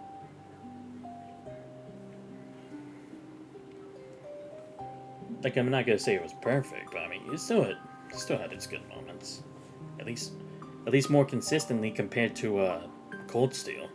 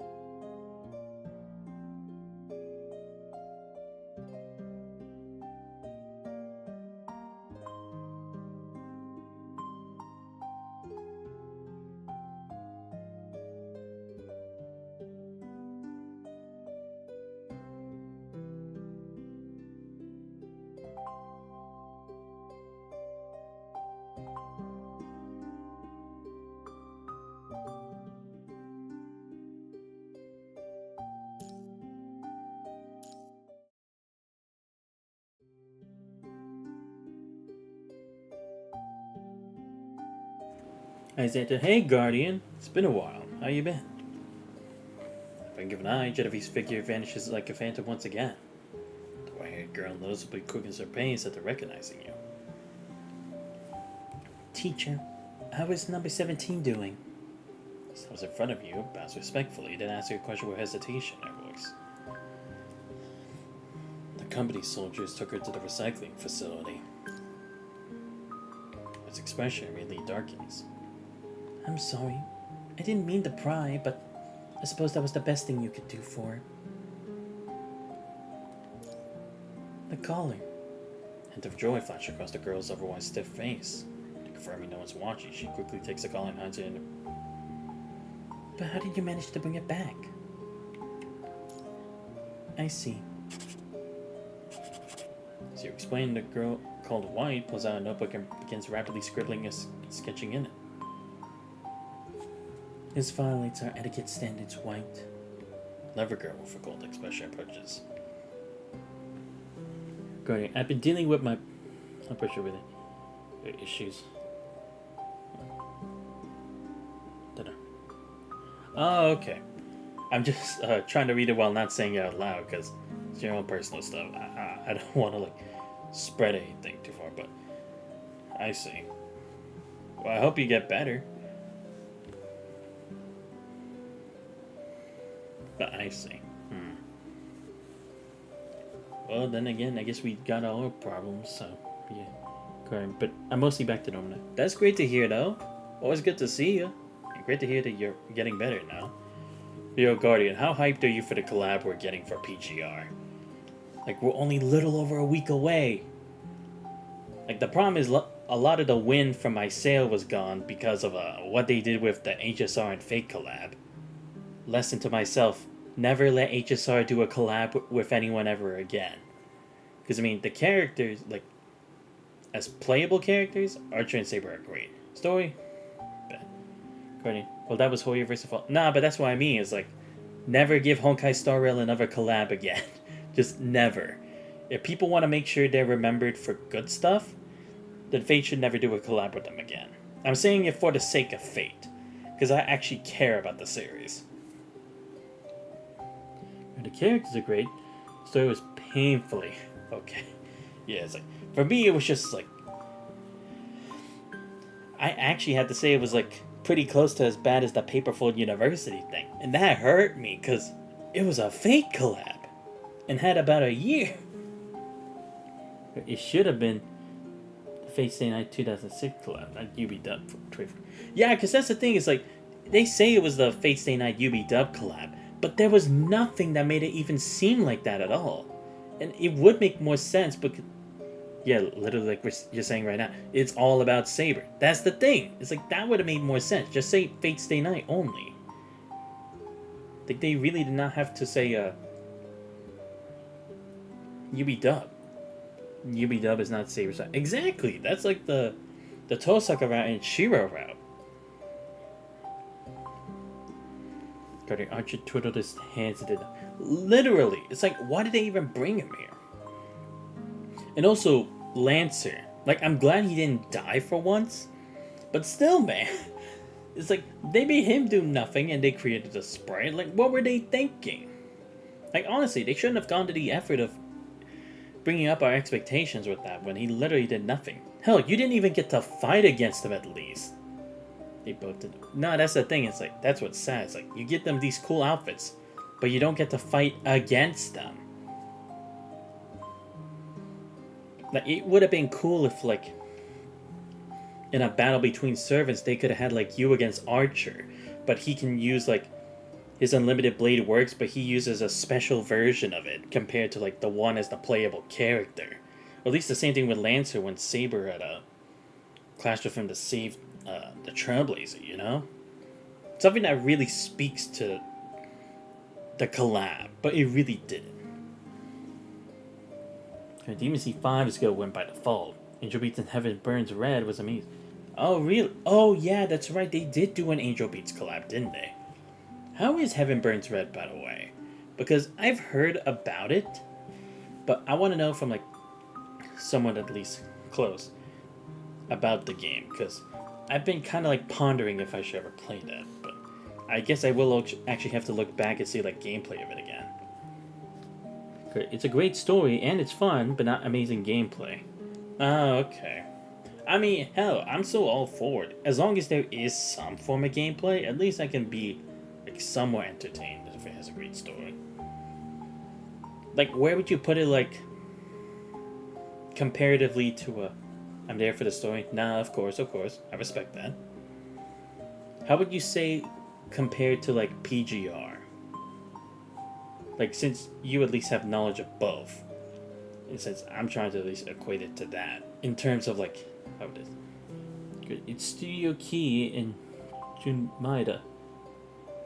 So you feel like you watch Clannad. Ooh, okay. I actually did watch a bit of Clannad back then. I haven't gone back to it since, but I'll have to check it out. Okay, then who knows? Maybe I'll play that one day in the future, but let me actually write that down just in case, because the list keeps getting longer every damn time. Heaven Burns Red. Okay.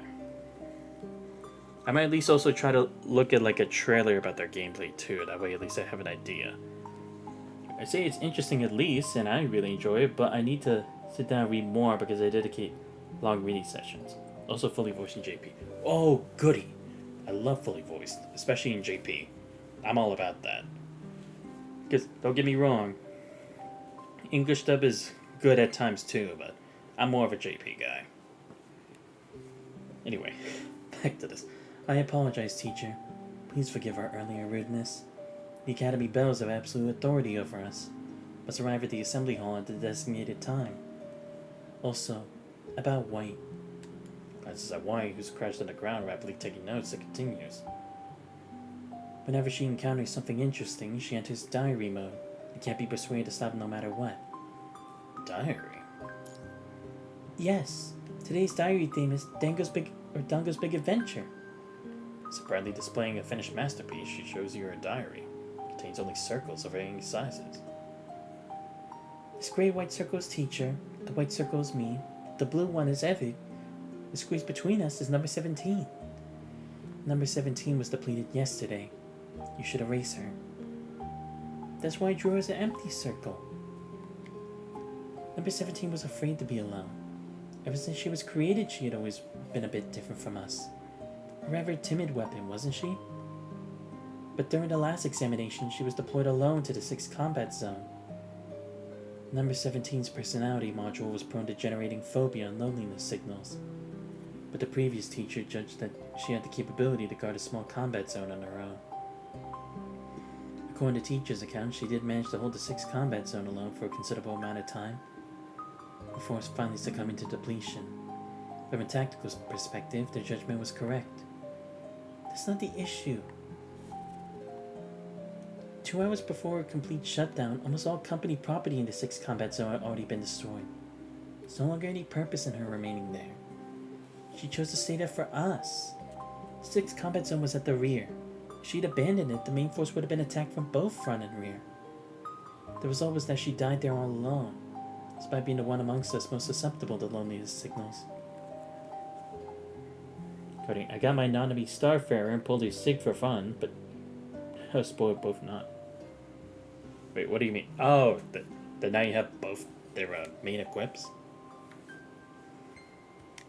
Which reminds me, I actually need to get their signature weapons at some point. But right now, I'm just basically saving for the collab right now. I think I'm at 12,000 black cards right now. Go ahead. Yep, it's still playing for DMC5. Nice. Right speed, she traced the edge of the circle, tightening the outline a bit. There's no point in this discussion. She's already depleted. At least, teacher brought back her collar. At least, in my diary, I wrote that I hope she wouldn't be so lonely. I think this might not actually be a diary. But White's processing core only has records of diary mode. She should only be able to activate diary mode. Great, I'm getting 1 copy, SIGs, and pets, and then I'm saving for Bianca. Ah, okay. The thing is, it's kind of hard for me to pull for Bianca. Well, what element... Do we know what element Bianca is going to be? Because the problem is, I don't really see where I could put her on my team. Because new Bianca's dark. Ooh, okay. Then maybe I want to put her in my, what's it called? My dark team.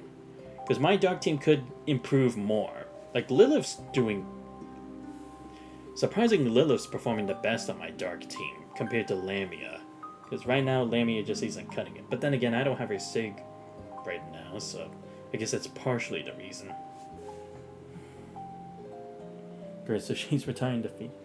Maybe. I don't know. Because, I mean, the thing is, I like Lamia's playstyle, though. So that's why I'm like, do I want to? Because if I enjoy playing with her, I guess I could just only focus on, like, potentially getting her, like, ranked higher. But I don't know. I guess I would have to wait to see how the new Bianca would play out first. You decide when you play your demo? Yeah, that's basically what I'm doing. Because the thing is, like, if it was my fire team, I don't need to do any of that. I already have Liver Imperial. I already have Watanabe Epitaph. I already have Lucia Pyrov. I already have Vera Graver. And for my lightning team, it's perfect the way it is. Because I got Lucia... Or, no, I got Alpha Crimson Weave. She's almost going to be triple S now. I just need a couple more shards and then she'll be triple S. I think she'll be my only triple S unit that started from S rank. Because, I mean, I have triple S ranks, but they're like from when they were A ranks and then moved them up there, but she'll be my first S rank who became triple S. And also with Nanami at number 21. Let's see. My ice team, I just have to enhance the memories and the stats of some of my constructs, because what's it called? Wanshi, I think I just need to hypertune. I need to hypertune his memories and their stats. And then for what's it called? I need to level up Isla Kaleido to double S rank and to get the stats and then hypertune those. for the ice team. Because Lady Chu, I think, is in a good position, but I at least need her signature weapon, considering she's my main DPS for that team. Physical, I'm already fine with where it is, because I have Han Ying Solace Tune, Elisa Echo, and... what's it called? Selena Pianissimo. Is it Pianissimo? Is that what it's called, or was it a different name? Anyway, the new Selena. And... what else? And like I said, my Nihility team, it's already fine where it is with Luna, Ishmael. I mean, Teddy's alright. I mean, she at least gets me the healing done for that team, so that's good. But I'm just so happy I got Oberon on NA now. Now I finally hit... I can finally do 90 plus. No. Oh, alright, cool. Oh, right, yeah, because I guess you would need Oberon for that stuff. Yeah. Because I already pulled for the, it was that, it's the new Altria caster that's like Berserker, I think. I need to check. What was that new Altria or Artoria version's name again? A narrative infused with expectations and imagination should be called a story. I like the word story. So can diary mode also be called story mode? What does teacher think of this story? Dango's Big Adventure. Seems rather abstract. That's true. If it's a story, I feel like something's still missing. I can ask teacher to teach me. A teacher by definition teaches, so that's a redundant question. Not just a teacher in tactics, but a teacher in writing stories. So, to make it better, does teacher have any suggestions? Perhaps you should pay closer attention to the world around you. I would really like to do that, but Commander Martha has already forbidden us from going to any non-combat outings. Already forbidden? Does that mean there was a time when outings were permitted? Kenny says there's something unnatural in her words. She sees the opportunity to ask White about it. Oh, right. I'm checking on my phone. What was the... Oh, okay, yeah, this one. Altria Caster Berserker. Seriously, why do we call her Altria Caster when she's a Berserker? Like, for this summer version. I mean, don't get me wrong, I love how she looks. She looks fantastic. But it's just so confusing. Her name's Altria Caster, but she's a Berserker class. And I do have the other, Caster. What's it called? Well, Caster is her last name. No, I mean, I get it, but it's just so funny. I was like, she's a Berserker class, but it's just the name, Altria Caster. And I also do have a Ask, because the name was initially Ask the Rain Witch, then Ask the Savior, then Morgan Lady of Water, and then Ask again. But you can literally run triple Castoria. Oh yeah, I guess technically I can, because I do have the, what's it called? I have the other caster version of herself, so yeah, I have two casters, and then you went on a big rolling spree? Not really, honestly. I didn't have that many, St. Courts, holded for a while. Because literally I did like, I think... I did for 30 pull... I went to 3 grand summons, or like 3 10 pulls, and then I got Ask at that point. And then when I saw the new banner, I literally got a Altria Caster Berserker on my first try. So I was just very lucky. But now it's like I have nothing now, so I'm just waiting till the next time. Cody, I'm done rolling for a while. Same. I'm saving up now to get like Tiamat. So I'm gonna be waiting a long while for that. Because don't get me wrong, it's like she may be an alter ego, and I already have a couple like Metarillis, Session Kiara, Manan Maklir. It's like I was just always fascinated by Tiamat in the series, especially when she rolled up in the Babylonia arc. After the second evaluation. After that, she no longer allowed us to call her teacher. And she also stopped letting us enter the city's residential areas. What happened then? Many of us were depleted in that operation, and the commander was very dissatisfied with the test results. Afterward, Commander Martha's attitude also changed. It was indeed our responsibility. Another test? Where did you live before the first test? We had no memories of that. Commander Martha has also forbidden us from learning anything about our past. Confusion flares across their faces. This weapon's meant for use, they probably had no need to know about it. What about Genevieve? She seems a bit different from the rest of you. She's the strongest and most valuable among us. According to our teacher, she should have graduated by now. Look, this black circle represents her. It's separate from all the other circles. She usually keeps to herself, but she fights alongside us and protects us, even from disobeying orders. She's a very strange individual. I can sense it. She emits a very lonely aura.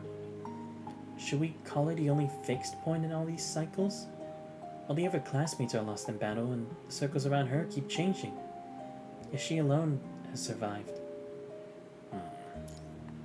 For the atmosphere growing heavy, White leads an expiatory whisper.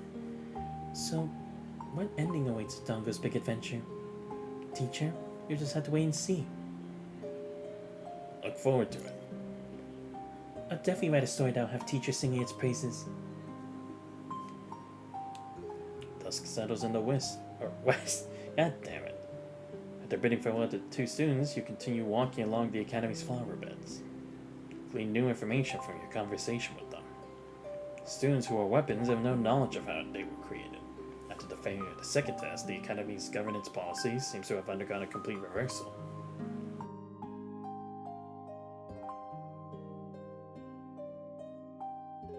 Genevieve is a special individual who stands out from everyone else in daily life. She's not here to pass the test. She stayed behind to search for someone.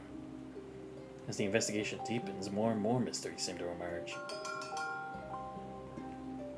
The tower bell tolls differently than the previous meetings. This time its tone is urgent and frequent. Students from all around quickly converge at the center of the academy. As a teacher, you might as well be a wall amid the flowing crowd. Pass by silently, never sparing you a second glance.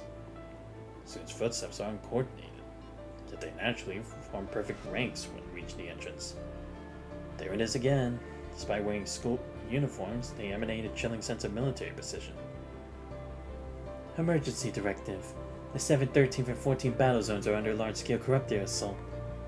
The voice isn't loud and is somewhat hoarse, but you can still hear her commands clearly from where you stand.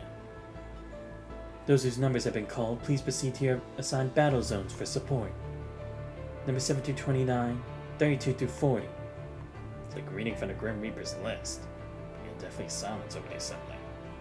Some of those called will quietly be depleted on the battlefield, just like number 17.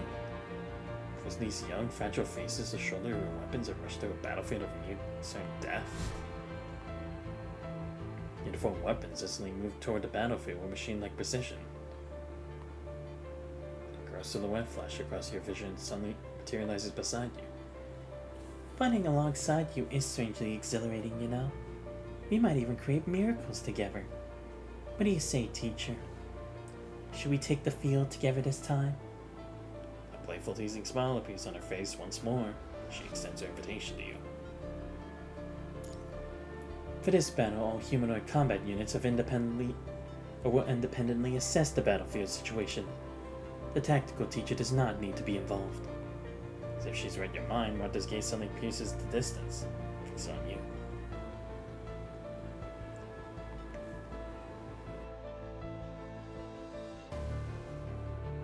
Openly defying that order would likely sound the alarm.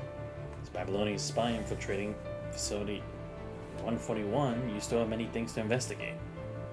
And if you joined a battle, you could gain intelligence about one side of the battlefield, as well as the combat patterns of these girls labeled as weapons. What choice should you make? Fuck it, I'ma go to the battlefield. I ain't no bitch. Better take a single tentative step forward when fully armed soldiers immediately surround. Ah, oh, come on! I said I ain't no bitch. If he's now blocked behind a wall of people. Was I not clear enough, sir? Words fall coldly as the soldiers' guns train on you. As the red targeting lasers converge on your head, I've learned instinct starts ringing as you go into high alert.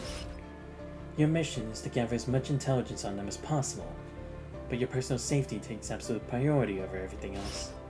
Keep in contact with us at all times. If anything unexpected happens, make sure you have at least an hour of buffer time. You're not a fool. I trust someone assigned as a teacher as Gesturing knows what they're doing. If the company didn't require a probation period for new teachers, I wouldn't be wasting my time on you right now. But you insist on defying orders, I won't hesitate to shoot you dead right here. This goes well beyond just sounding the alarm.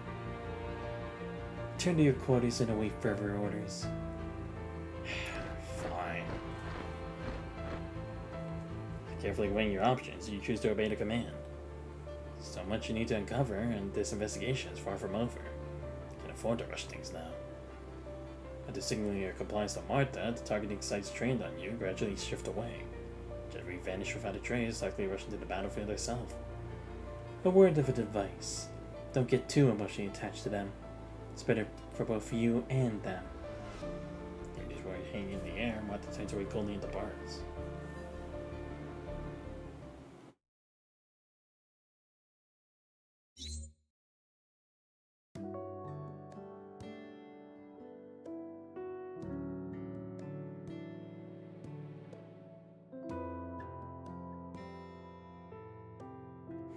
It's 2 a.m. in Babylonia right now.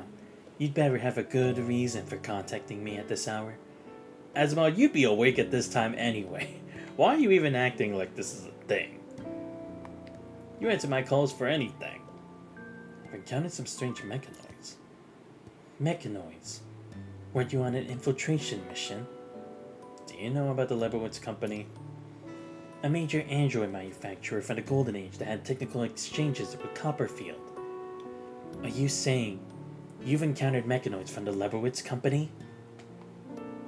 Bingo. There hasn't been any sign of them for a very long time. You can confirm that the place belongs to the Leibowitz Company. Keep an eye out. There might be Matrix facilities similar to Gestalt there. That can't be possible. The founder of Gestalt Physics, William Leibowitz, once belonged to this company. Even though the Gestalt research program was kept almost completely confidential at the time, we can't rule out the possibility of leaks. Huazhu is a case in point. Yeah, that's true, because Lady Chu's brother had done the same thing. Because he was part of the ones who helped make Gestalt, that AI program. Then he used that same technology to make Huazhu. So the Leibowitz Company likely possesses technology related to Gestalt. Based on that, it was only a matter of time before they developed Matrix facilities similar to Gestalt. I get it now. So what's unusual about these mechanoids? Many mechanoids here are designated as weapons. They're constantly forced to battle against the corrupted as tests. Then there's that girl called Genevieve. After being informed about what's happening here, Asmod ponders for a moment before giving a brief response. They must be products of the Leibowitz Company. Their android technology has already reached an astonishing levels during the Golden Age. But their behavior isn't really that of androids. There are two possibilities. One is that they're also conducting construct research. The other is that they've infused androids with some form of AI to replace human consciousness. AI. Based on what we know now, the latter possibility seems more likely. After all, according to your description, they need to receive education at an academy. To put it simply, it's similar to how they trained AI models using datasets back at the Golden Age. What about Genevieve? I don't have detailed data on them, so I can only provide information up to this point. Thanks. By the way, if you find any similar Matrix facilities, try to bring me some data from them.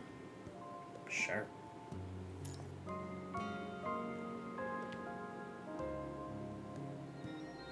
Inside the teaching hall, Martha stands at the center, waiting for her superiors to connect.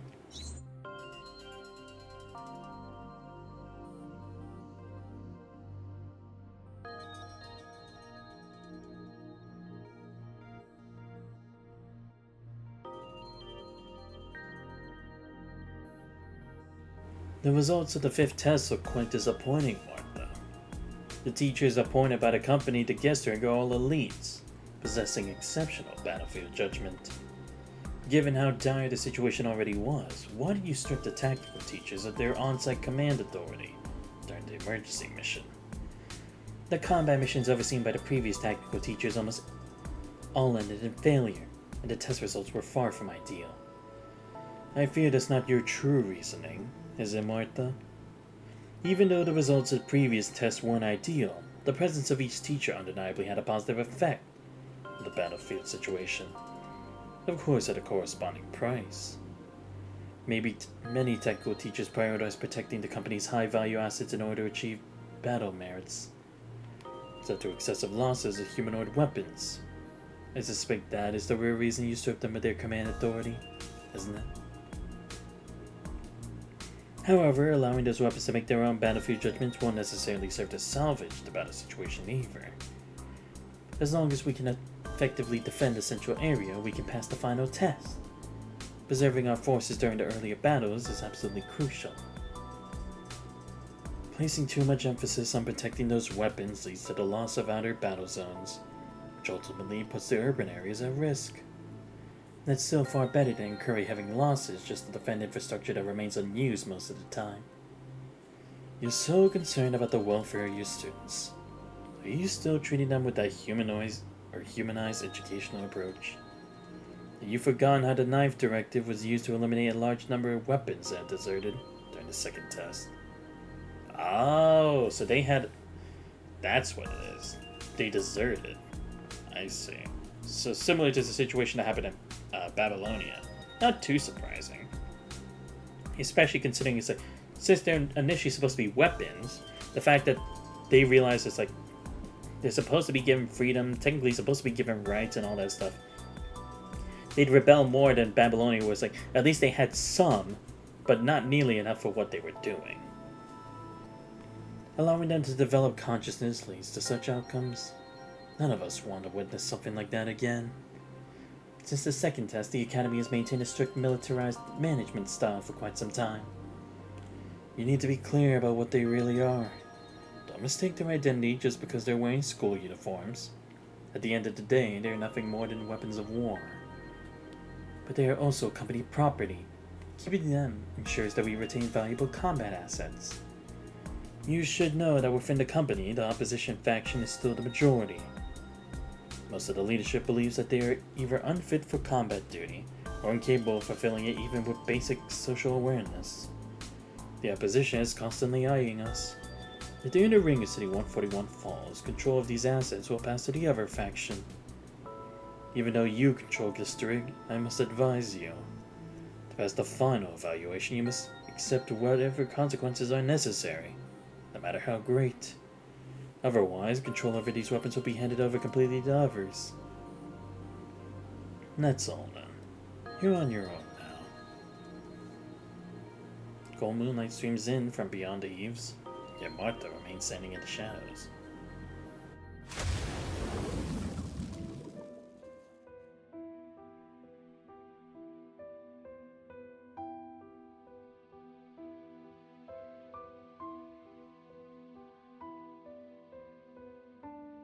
Consciousness plunges into a lightless abyss. Is this a nightmare? I was gonna say, it looks like the inside of the tower again. Everything inside is devoured by menacing reds, sinking into a whirlpool of despair. Falls backward without warning. Small frame resting in your arms, but lines are crept across her fair cheeks, turning into a fractured mosaic of shards. I'm about to fade away like bubbles along with the end of everything. Even though it's been a beautiful, fleeting journey, we shared some truly wonderful moments, didn't we? Maybe next time we'll run a bit faster, reach a bit farther. When you meet the next, please don't be so gentle with her. Place your hand and slowly place it on her chest, so ribbon-like beams of red light burst forth from the cracks of her chest. Stretches out her arms and floats weightlessly into the air, offering an embrace to this grotesque world. Next time. have to run faster. You take the delicate hand, and she smiles at you with contentment. A storm engulfing the world approaches you both, and you silently gaze at the face of doomsday. Farewell, world. Goodbye. Whoever abandoned this miracle that gave me life and converted it into power, or converted it into the power to send this world to its death. From another world, it's me in a better place. Until we meet again. Beautiful radiance tears through this pitch-black world, like the light from a lighthouse piercing through darkness, like dawn breaking through the night. Take it. Listen. It's the final voice. She died right before your eyes. Countless times you watched over her, countless times you lost her. Feels as if peace is being torn from the depths of your soul, sending waves of excruciating pain through your mind. Who is it? Who is it? The girl's face inexplicably appears before you. She gazes at you tenderly, her eyes filled with affection and sorrow. But the moment your hands reach out to touch her, the figure bursts like bubbles and dissolves into nothing. After a violent struggle, your consciousness rapidly resurfaces. Okay, so it's like we have met her before, but it seems like we've been with her on a number of occasions. It's like you've had a disturbing nightmare. You're gasping for breath, just heaving uncontrollably. The tower clock chimes in the distance. The battle's over and the students have returned. Counterclockwise. Let's see how far I can get today. Look out the window.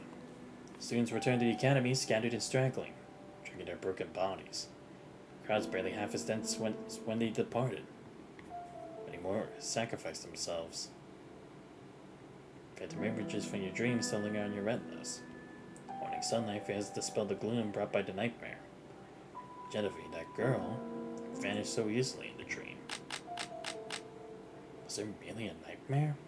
Something you truly experienced?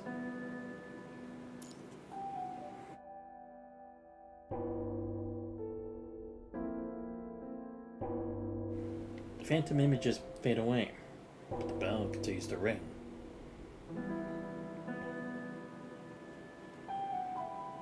Quickly dressing and heading downstairs, the metallic rusty smell of vital fluid floods your nostrils.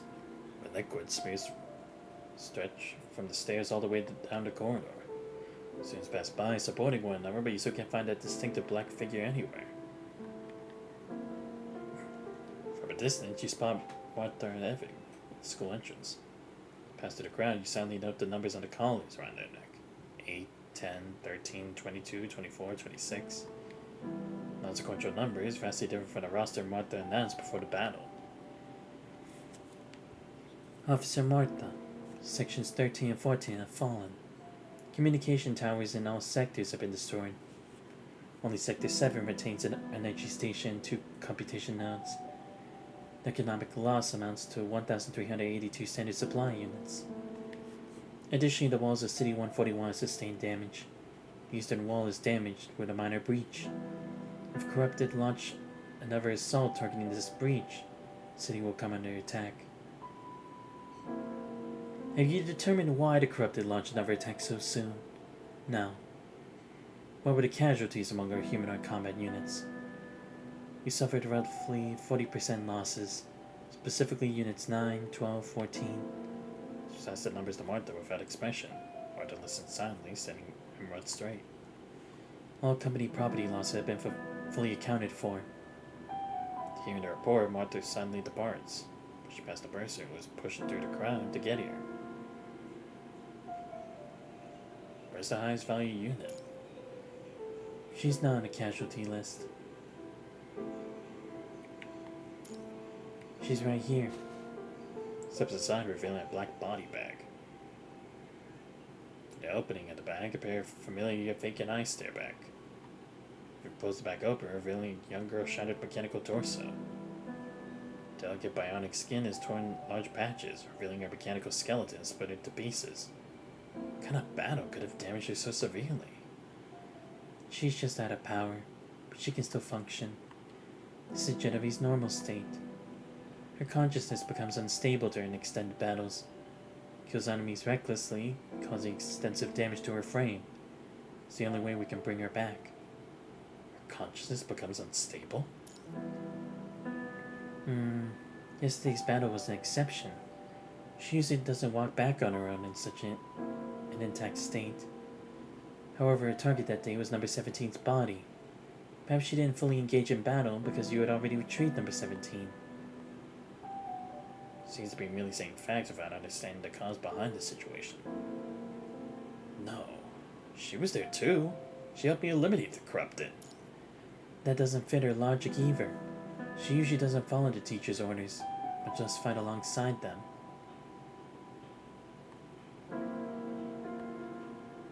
Fell silent in thought for a moment, ultimately unable to reach a logical conclusion.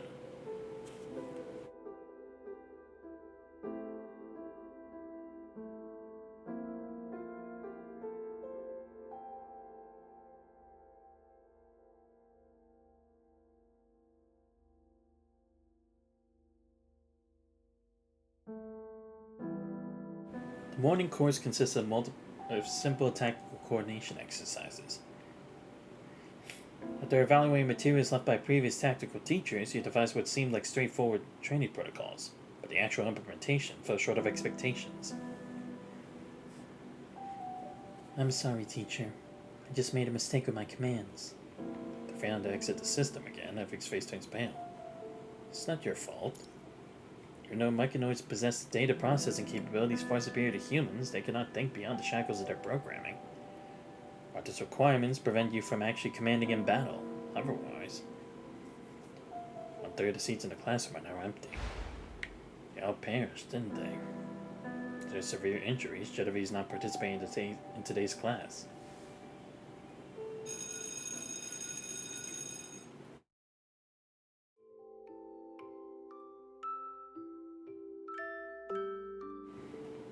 when the end of class bell rings, you bid farewell to the other students and head to the repair room.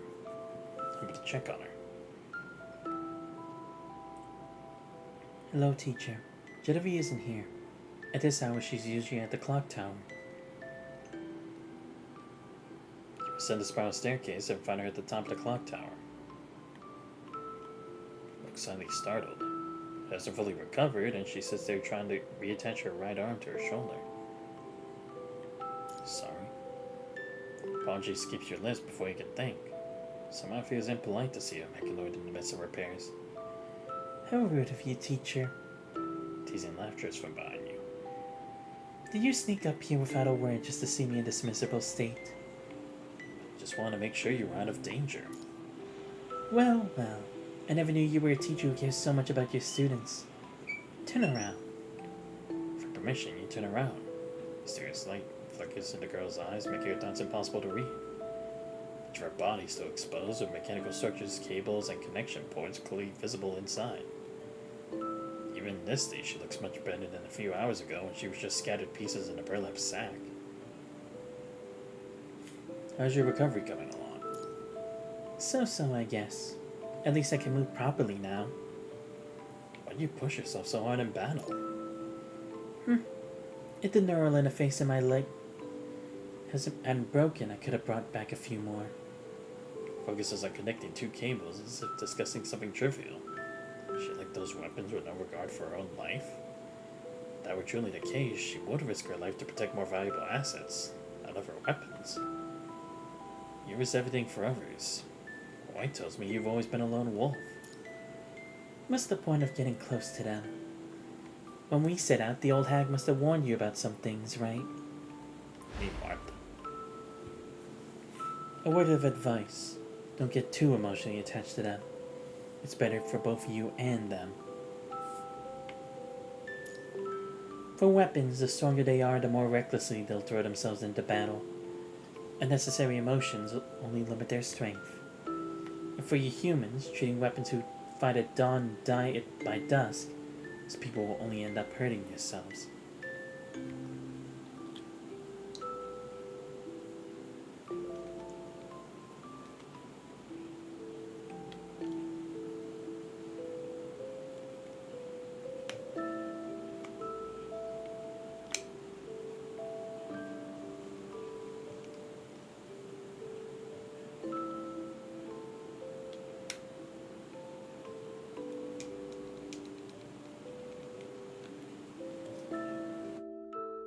Oh, my bad. I'm just trying to put my AirPods back into actually charge.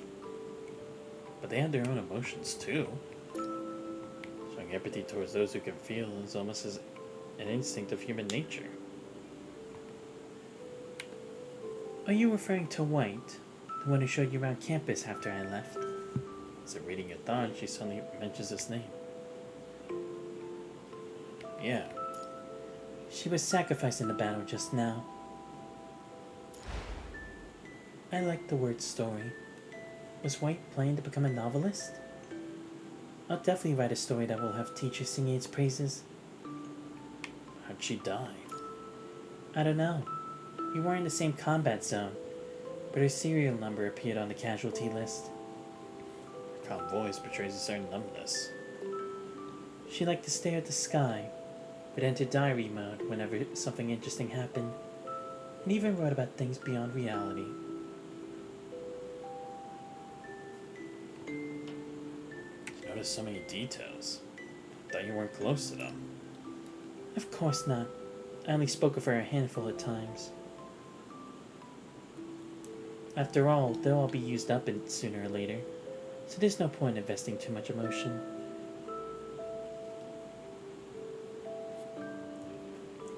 But that doesn't stop me from remembering them. Of all the mechanoids here, endlessly caught in this cycle of war and reincarnation, I alone have survived. If even I don't remember them, what happens when no one remembers these interesting things? After tightening the final connection board, she stands up and stretches with a long, lazy arch of her back.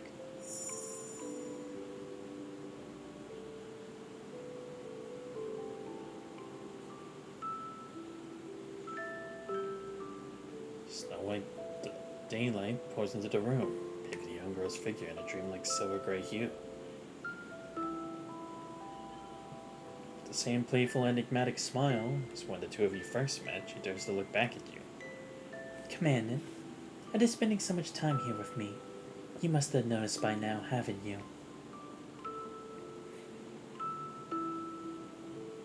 Snow White daylight, snow white walls, snow white ceiling and doorways. And among all this, what stands out as incongruous is in the center of the room hangs a mammoth black clock, far too large for comfort. It's running backwards. So you've noticed. The clock in this tower is broken. Both the hour and minute hands rotate counterclockwise. Countdown. Someone once told me that. If you had a possessive, it would be countdown of life, wouldn't it? Life flows towards its end, yet the hands of the clock march ever onward to the next cycle, repeating a timeless loop. Her silhouette becomes ethereal and hazy in the sunlight. Everything here, no matter how stable it may appear on the surface, is actually a fragile existence. Against the light, her expression is impossible to make out. What a shame. Seems I'm also among the fragile ones. Except, Gracefully from on high, trailing a shower of sparks as she descends. the last time. Do you remember the last time? When we battled together? Bright red pupils flash with evident interest. I wonder why. When I fight alongside you, somehow I can stay sane. Narrows her eyes, gently pressing her oral-stained fingers against your neck. But why? I'm not sure either. Next time, how about you join me in battle? Next time, perhaps we could... Maybe next time we'll run a bit faster. Reach a bit farther. Hazy deja vu shadows the space around them. Minds struggle to anchor themselves in the present. The company doesn't allow tactical teachers to command in the battlefield. Trust me, teacher. Trust Genevieve. Just reach out your hand, and I promise I won't leave it hanging. Despite the playful smile on her face, her eyes are intensely serious. Urgent rapid bell tolls interrupt your conversation. Sounds deafening since you're at the top of the clock tower.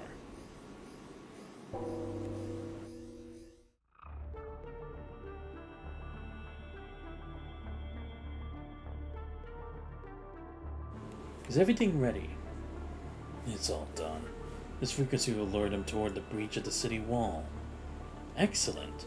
Once the Central District falls, control will be transferred to us. Ah, yeah, someone's trying to sabotage. Even if we don't fully succeed, they'll still make excellent test subjects. Shackles.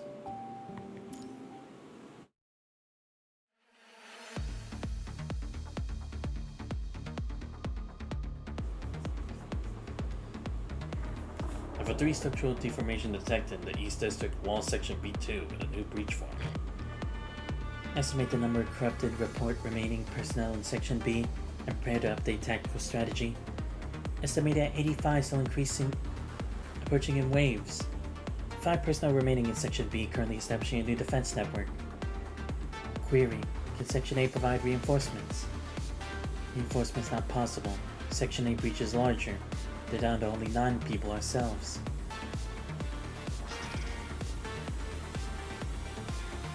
Pulse munitions deployed.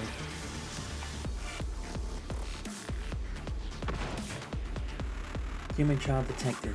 Refugee shelter located 300 meters directly from the breach. Corrupted estimated to arrive within 10 minutes. Intel relayed, requesting reinforcements from guest ring.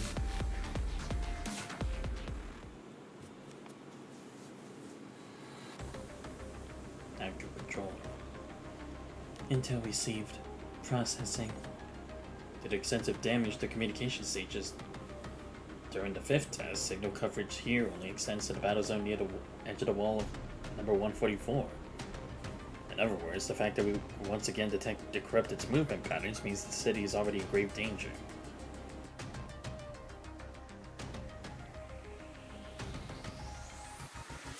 Query: will reinforcements be dispatched? After organizing by rotation numbers and excluding those with moderate to severe damage, how many units remain? 23 units. Include those with the moderate damage, 30 units. Include the company guards in the count as well. Prepare immediately. You weren't facing such dire circumstances whose stern expression never changes. Nearby screen, crimson circles continuously surround the blue defensive walls. The breach in the blue perimeter, crimson line forms, connecting a series of points. Temporarily contained in the narrow breach thanks to the blocking efforts of a few stationed student forces. But that line grows increasingly wider, surging like a flood toward the gap. Just these forces, there's no way we can hold them back, right? The breach forms a natural choke point where we can overcome a numerical disadvantage. If our elimination and contamination rate falls below the influx rate, we'll be stuck battling in circles. By then, it'll be too late. Once deployed, they'll need to assess the situation and make tactical decisions on their own. If they can coordinate their attacks, their battle power will increase significantly. Your words are identical to those of the previous commandants. You coordinated the operation under your command, but nearly 60% casualties were incurred to secure that victory, all for the sake of protecting high-value non-essential assets. But this time, civilians will also fall victim if we fail to hold our position. They'll protect the civilians. There's a non-automated armory in the mid-ring zone that can be used to establish a new stronghold. I placed my trust in them many times already. If they fail to deliver results this time, I won't be able to save them. Fully withdraws her gaze, focusing her attention on the screen, offering no further explanation. Officer Martha, preparations are complete. Let's go. As the assembly orders are issued, the silhouette of a young girl appears in the distance once more. Teacher. Her slightly parted lips, you can tell she's calling out to you. At the same moment, 5 or 6 pairs of eyes lock onto you. Armed guards stationed guests during each equipped with standard issue sidearms. What should you do?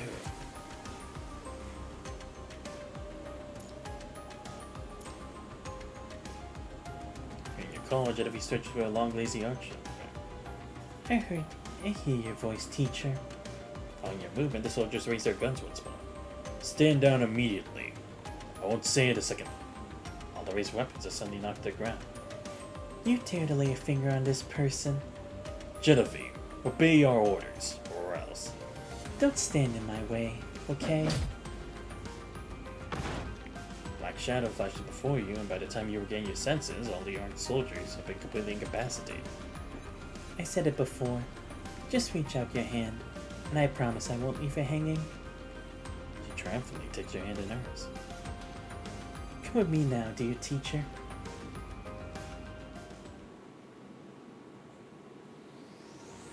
I successfully lured 15 corrupted to Section B, where my remaining frame components no longer support high mobility operations. Forcefully tears off her infected lower leg and slumps weakly against the wall. Hang in there. Reinforcements will arrive in 3 minutes.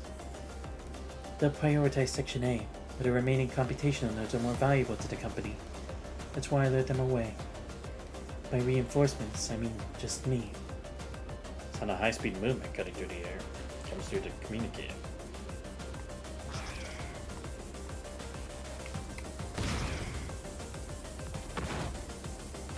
Teacher, how can you be here? Let's get out of here first. Popping number 19 at her feet, the teacher fires continuously. There's a bullets follow, blooming into explosions among the mass of corrupted. All units, lure the corrupted towards Section A, then retreat to the rear. But the computational nodes there... They'll serve perfectly as bait and obstacles. In this battle, we need to preserve as many combat-ready forces as possible. This contradicts the strategy of protecting high-value assets. The humanoid combat units must prioritize human commands. She decisively joins in, firing at the corrupted. After clearing Section B and luring the corrupted, they retreat behind Section A. Its position sits on the inner side of the road leading to the urban area, almost mandatory passage for any invasion. A large server racks known as computational nodes have transformed into crimson crystal clusters after being infected by the punishing virus scattered around the perimeter of their battle line. Maintain suppressive crossfire. Odd numbers fan sweep the left flank. Even numbers covered during reloads. Force them toward the center as much as possible. Wave after wave of bullets methodically hammer into the horde of corrupted, dropping the slow zombie-like entities as soon as they're hit. Enemy silhouette weaves through the center of the battlefield, harvesting corrupted as swiftly as the angel of death. This frame always has the same damn problem. Corrupted behind immediately fill the vacant positions, finally charging toward the defensive line. Will these things ever stop coming? The enemy pulls back to charge power, then unleashes red particle beams that blast through the horde of corrupted.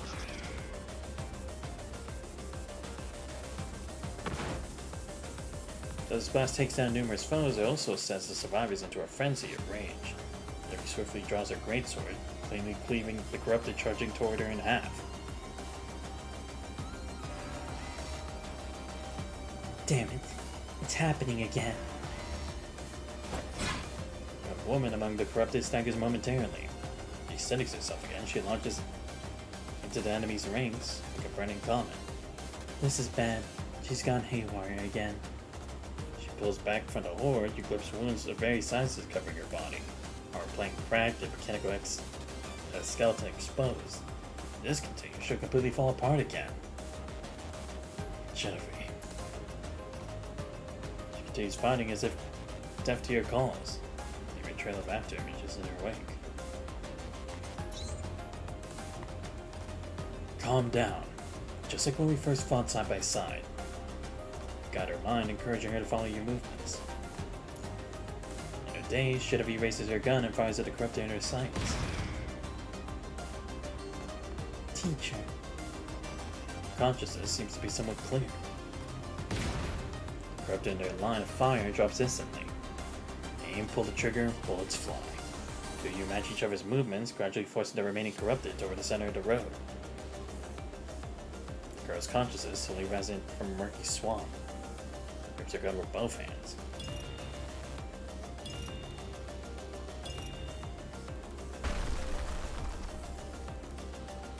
Everything around her seems to darken, and it says the gun erupts with brilliant red flames.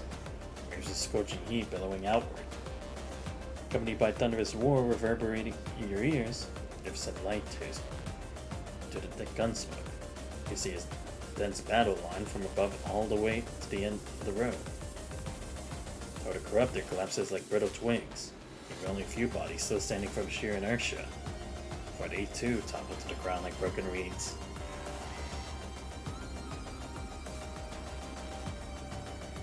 That should do it. Corrupted signal, 10 o'clock position. Feeble cry echoes from the distant ruins.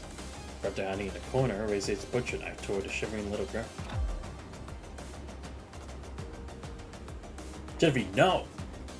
Consciousness oscillates violently, though she still maintains her connection to the beacon. Clearly, the beacon could no longer fully restrict her actions. Secret red electricity suddenly flashes around her, before she realizes this, she's already rushing toward a little girl. It takes at least 10 seconds for you and Everett to reach the predetermined location. As she signed the rising dust, you see Genevieve with a sobbing little girl in her arms, light gone from her eyes. She cleared all the corrupted in this area by herself. Teacher, give me a hand. Looks like we'll have to carry her back ourselves.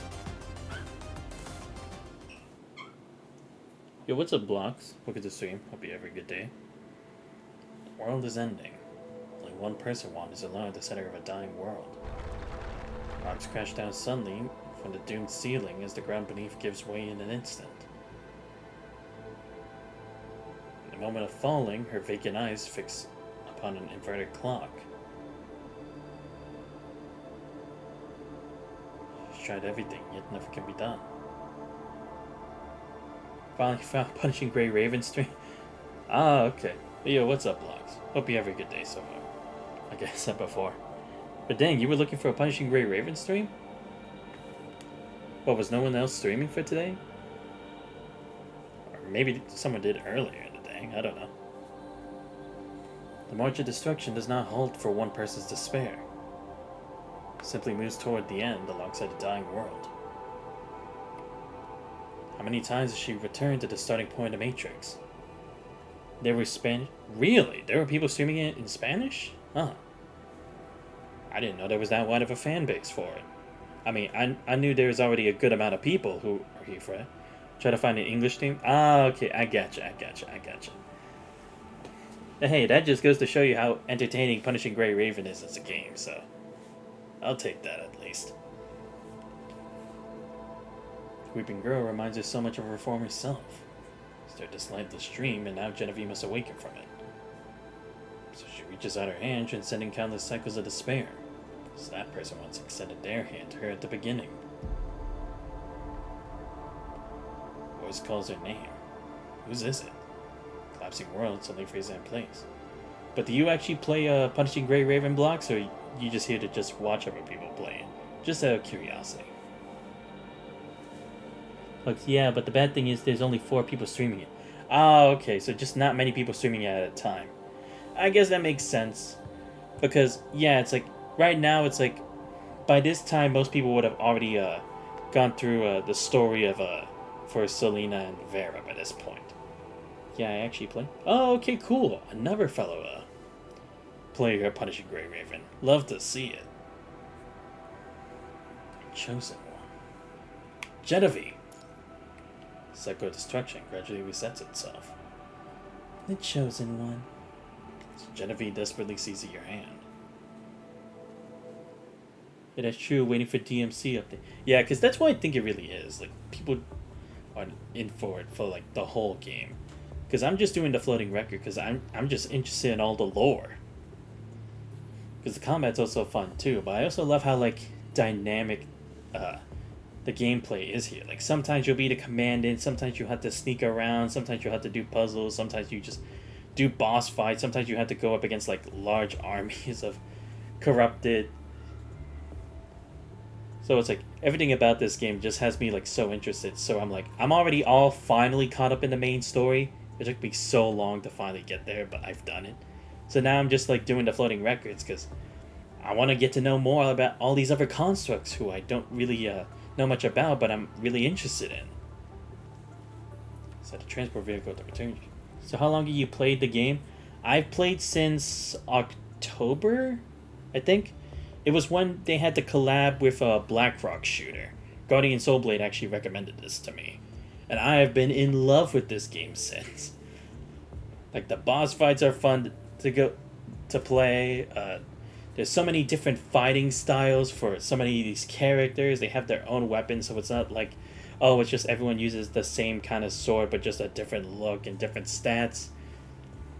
The story I love. The animated cutscenes, I would love if some of them were a bit longer, but I mean, it still entertains me nonetheless.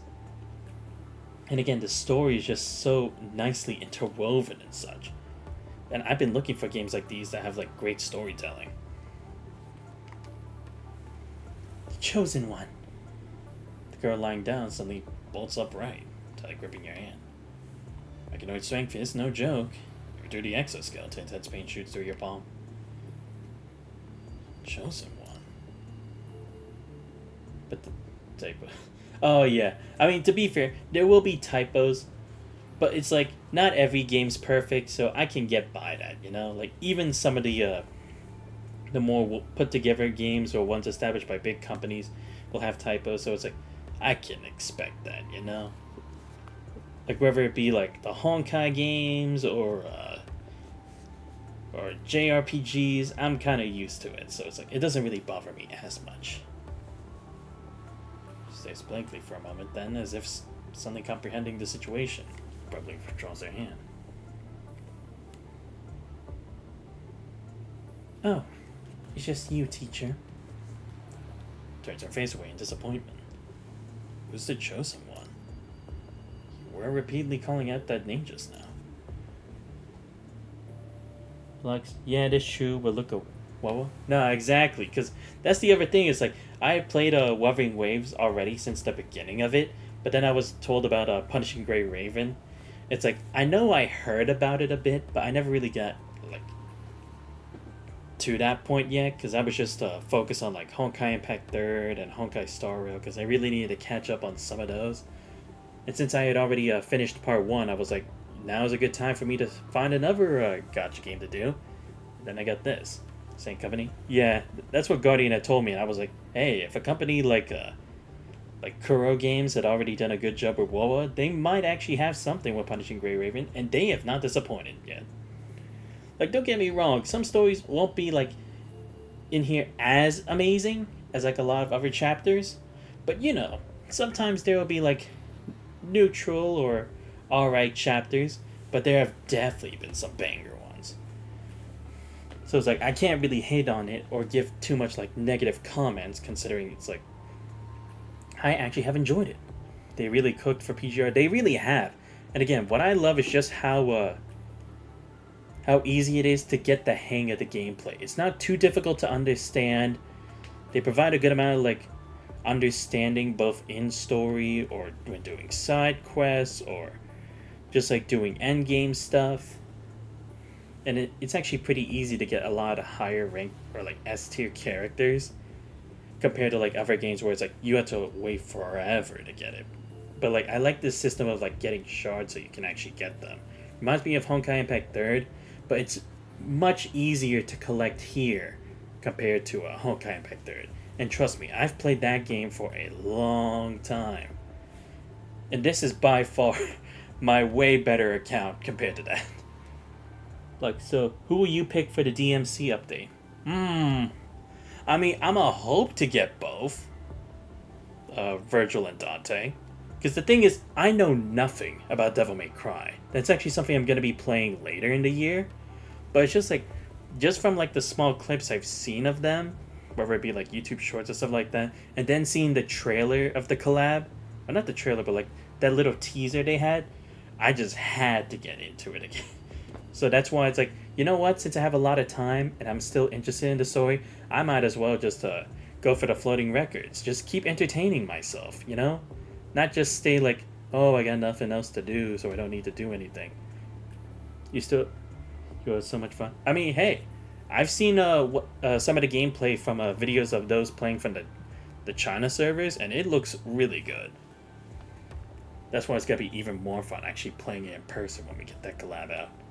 And again, I mean, to be fair, they did a good job with the collab with Blackrock Shooter. I enjoyed the story. I liked the battle between BRS and Deadmaster, really cool. And I like the music they had there too, and like how you had to counter some attacks, dodge other ones, and that's what really hooked me in. Like, even for a collab, they went that far to make the fight unique. And that's why I've stayed on this game since. And I definitely won't be dropping any times. Like, here's a recommendation. Never played a remake. Wait, they have a... Oh, the remake of Devil May Cry. Oh, okay. I mean, I was just gonna play, just the regular 1 through 5. What's the remake called? So that I can make sure to avoid. Could you see my dream just now? As you warily, instinctively reaching for the sidearm beside her. Your consciousness was highly unstable, so I attempted to connect with you. That's impossible. Even if connected, you shouldn't have had clearance to initiate a deep mind connection. You opened yourself up. What? When your consciousness was unstable, you opened your deep mind connection interface to me. I apologize for my rudeness, teacher. Regardless, I must thank you for your assistance. My consciousness has indeed stabilized. However, I'd ask you not to casually browse through my data blocks. Some of that information could put your consciousness at risk. She releases her grip on the gun and curtsies respectfully, lifting the edge of her skirt. Gesture that also conveniently puts more distance between the two of you. Mind is an ass system. Too much errors. Yeah, but I mean, still, it's not too hard to comprehend at least. And I mean, to be fair, considering how many times the commander has made contact with the Ascendants, it's like the mind doesn't really have like any negative effects to the command. Or maybe they do, but just not as extenuating compared to like if an NPC or a side character were to do it. Just you're about to continue discussing the matter, Evik's voice interrupts the conversation between you and Genevieve. Le run is 3G. Wait, what does that mean?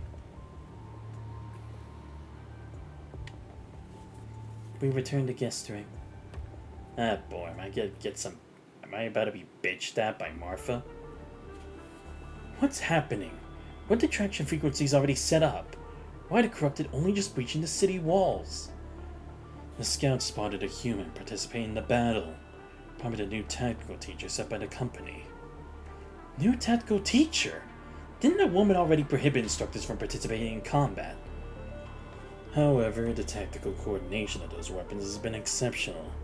There's no way they coordinated that well on their own.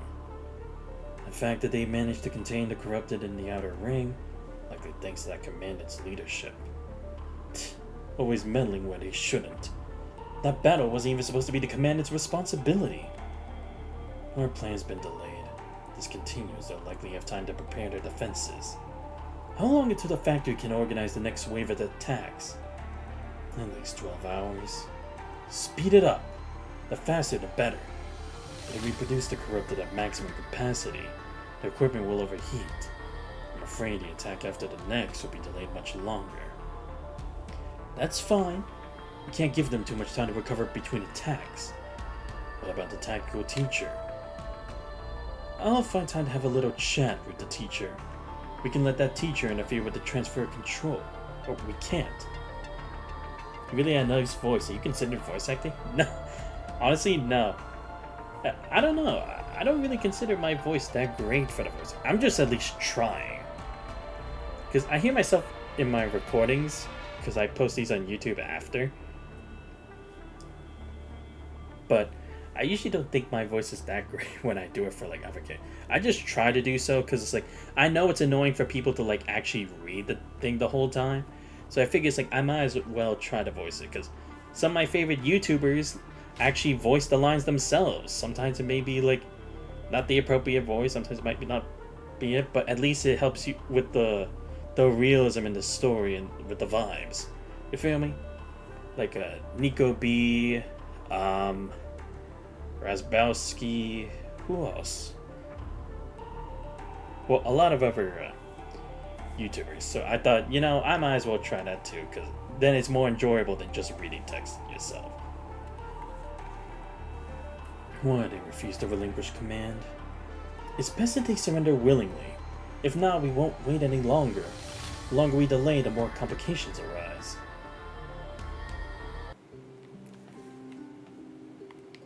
Wait, so they have a way of controlling the corrupted? Interesting. Maybe they're using like signal points? Like they're creating like a specific signal they can only hear? But then again, if they did that, surely the androids would have been able to pick up on it as well. No, but then again, there have been times when they make only certain frequencies for it if they use the right tools or method. The Ascendants could do that pretty well. Or actually, before we do that, I'm gonna show my account just to show you how much I've grinded since I started in October. Yeah. Of course, my favorite construct of all gotta be Alpha Crimson Weave. My favorite to play. Ishmael is definitely my second. Like, don't get me wrong, Ishmael is also really fun to play with, but I've always been an Alpha main. I will always be an Alpha main.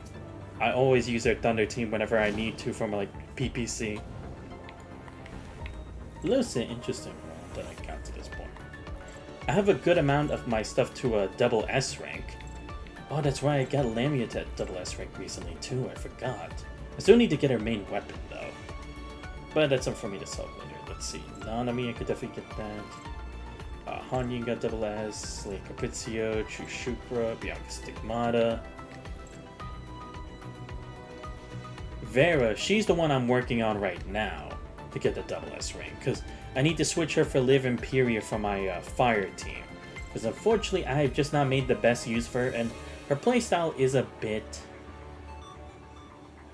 clunky to me. I will probably just have to practice more with her in order to get better with her, because I really do want to use her in fire teams more often and actually make her the star of the show.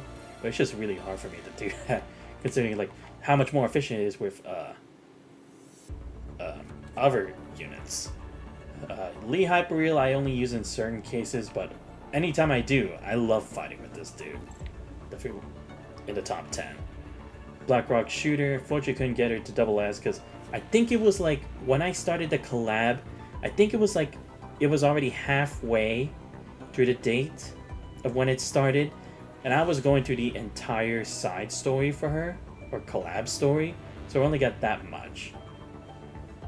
Really good for fighting? Yeah, true. Watanabe Epitaph, number 21 Feral, Lucian Chris Abyss, Want You Lucy Dreamer, Farrah Garnet, Carnina Skyer. I also need to work on her for my Dark team, because I need to make her memories stronger. Teddy I just used for my Nihility team to match up with Luna and Ishmael. Fortunately, I don't use Rosetta Rigger anymore because my physical team now has Selena. And that skin is so good. Yo, what's up, Oliver Rage? Welcome to the stream. Hope you have a good day. But yeah, I do love this skin that I got for Carney. Yeah, I'll be honest, I got so lucky rolling this. Like, luckily I had enough black cards to use at the time to get her. Oh, was it black cards or was it the other thing? I don't remember. But yeah, this skin is really cool. And that's the thing I love about this is, like, you don't have to, like, pay for skins like crazy compared to other games. Like Genshin. Nanami Starfarer, I used her initially for my fire team, but then ever since I got Watanabe Epitaph, I just don't use her. But I will try to level her up just for the sake of, if I ever need to use her again on like a sub team or something, I will. And I also have to focus on Isla Kaleido, because again, I'm trying to work on my ice team right now. Because like, aside from getting the new Vera to double S rank, my ice team could use a lot of work, because I need to hyper tune these memories, need to get his main weapon, Isla, I need to get resonance for our memories and then hyper tune those. Lady Chu, I think I just finished doing that for her, yep, but I still don't have her base or main weapon, so I'm like in the middle for that for now.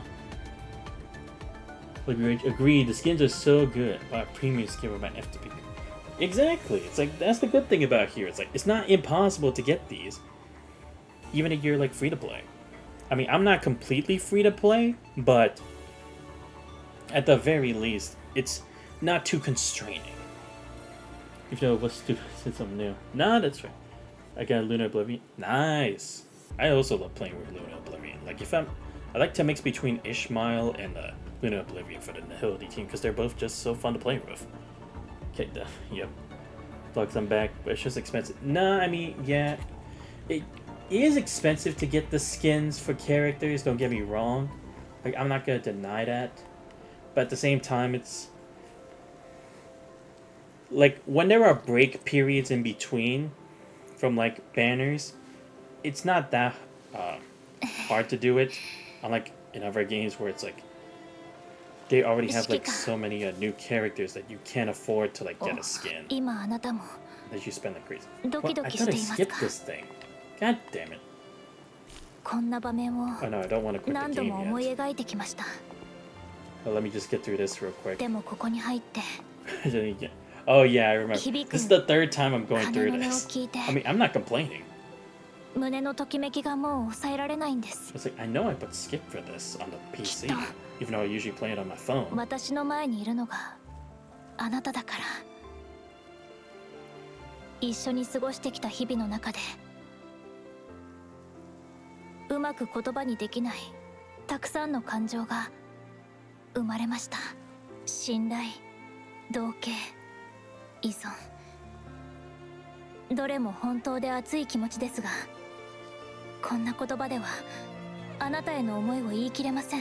Like this, I mean, your time wasted.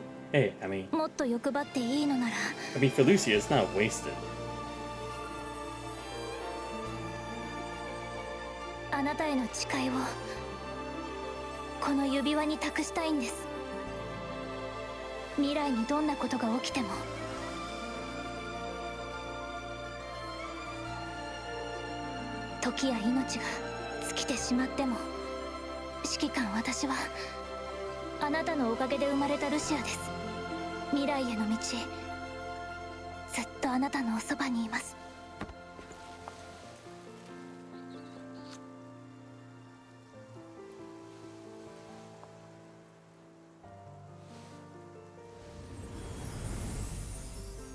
I swear, this game makes me so emotionally attached to these characters.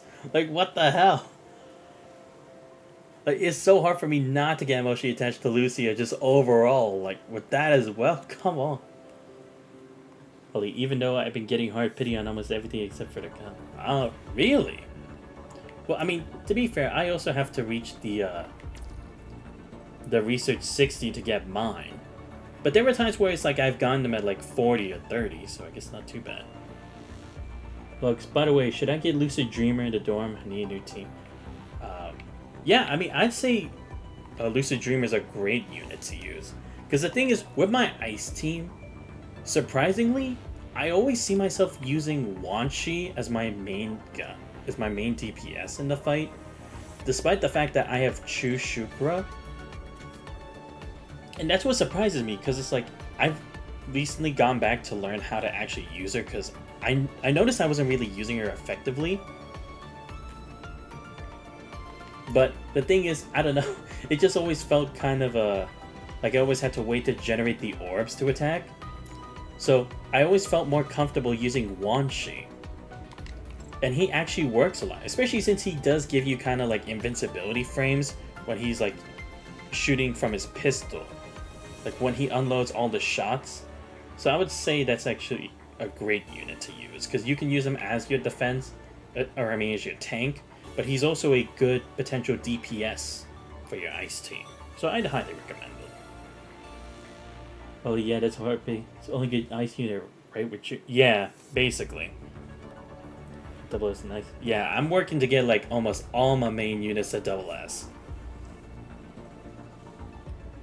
But I heard without Sig, she's very hard to use at high level. Yeah, that's the thing. That's why it's like, I'm mainly using a Wanshi aside from Lady Chu. Because I think they said the same thing with Han Ying, right? Like, if you don't have her main weapon, you can't really use her to her max potential. And I'm like, sure, I'll go for it when I can afford it. And when I'm not trying to pull on the next new character. Because, again, I can at least be more conservative in this game, considering I can get shards more easily for new characters compared to other games. So that's why it's like I'm kind of like, I don't have to worry too much about the weapons, because I can still make ends meet when it comes to PPC or other endgame stuff. Look. Oh, I need 2 of them to get the... Yeah.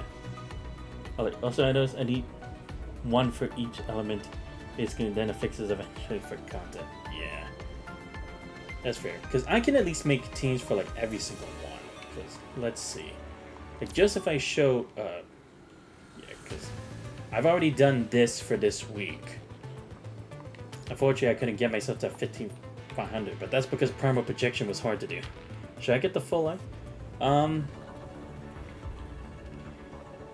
Do you mean like based on like the effectiveness for like attack, or you just mean as a standard team, which one's the best team to get?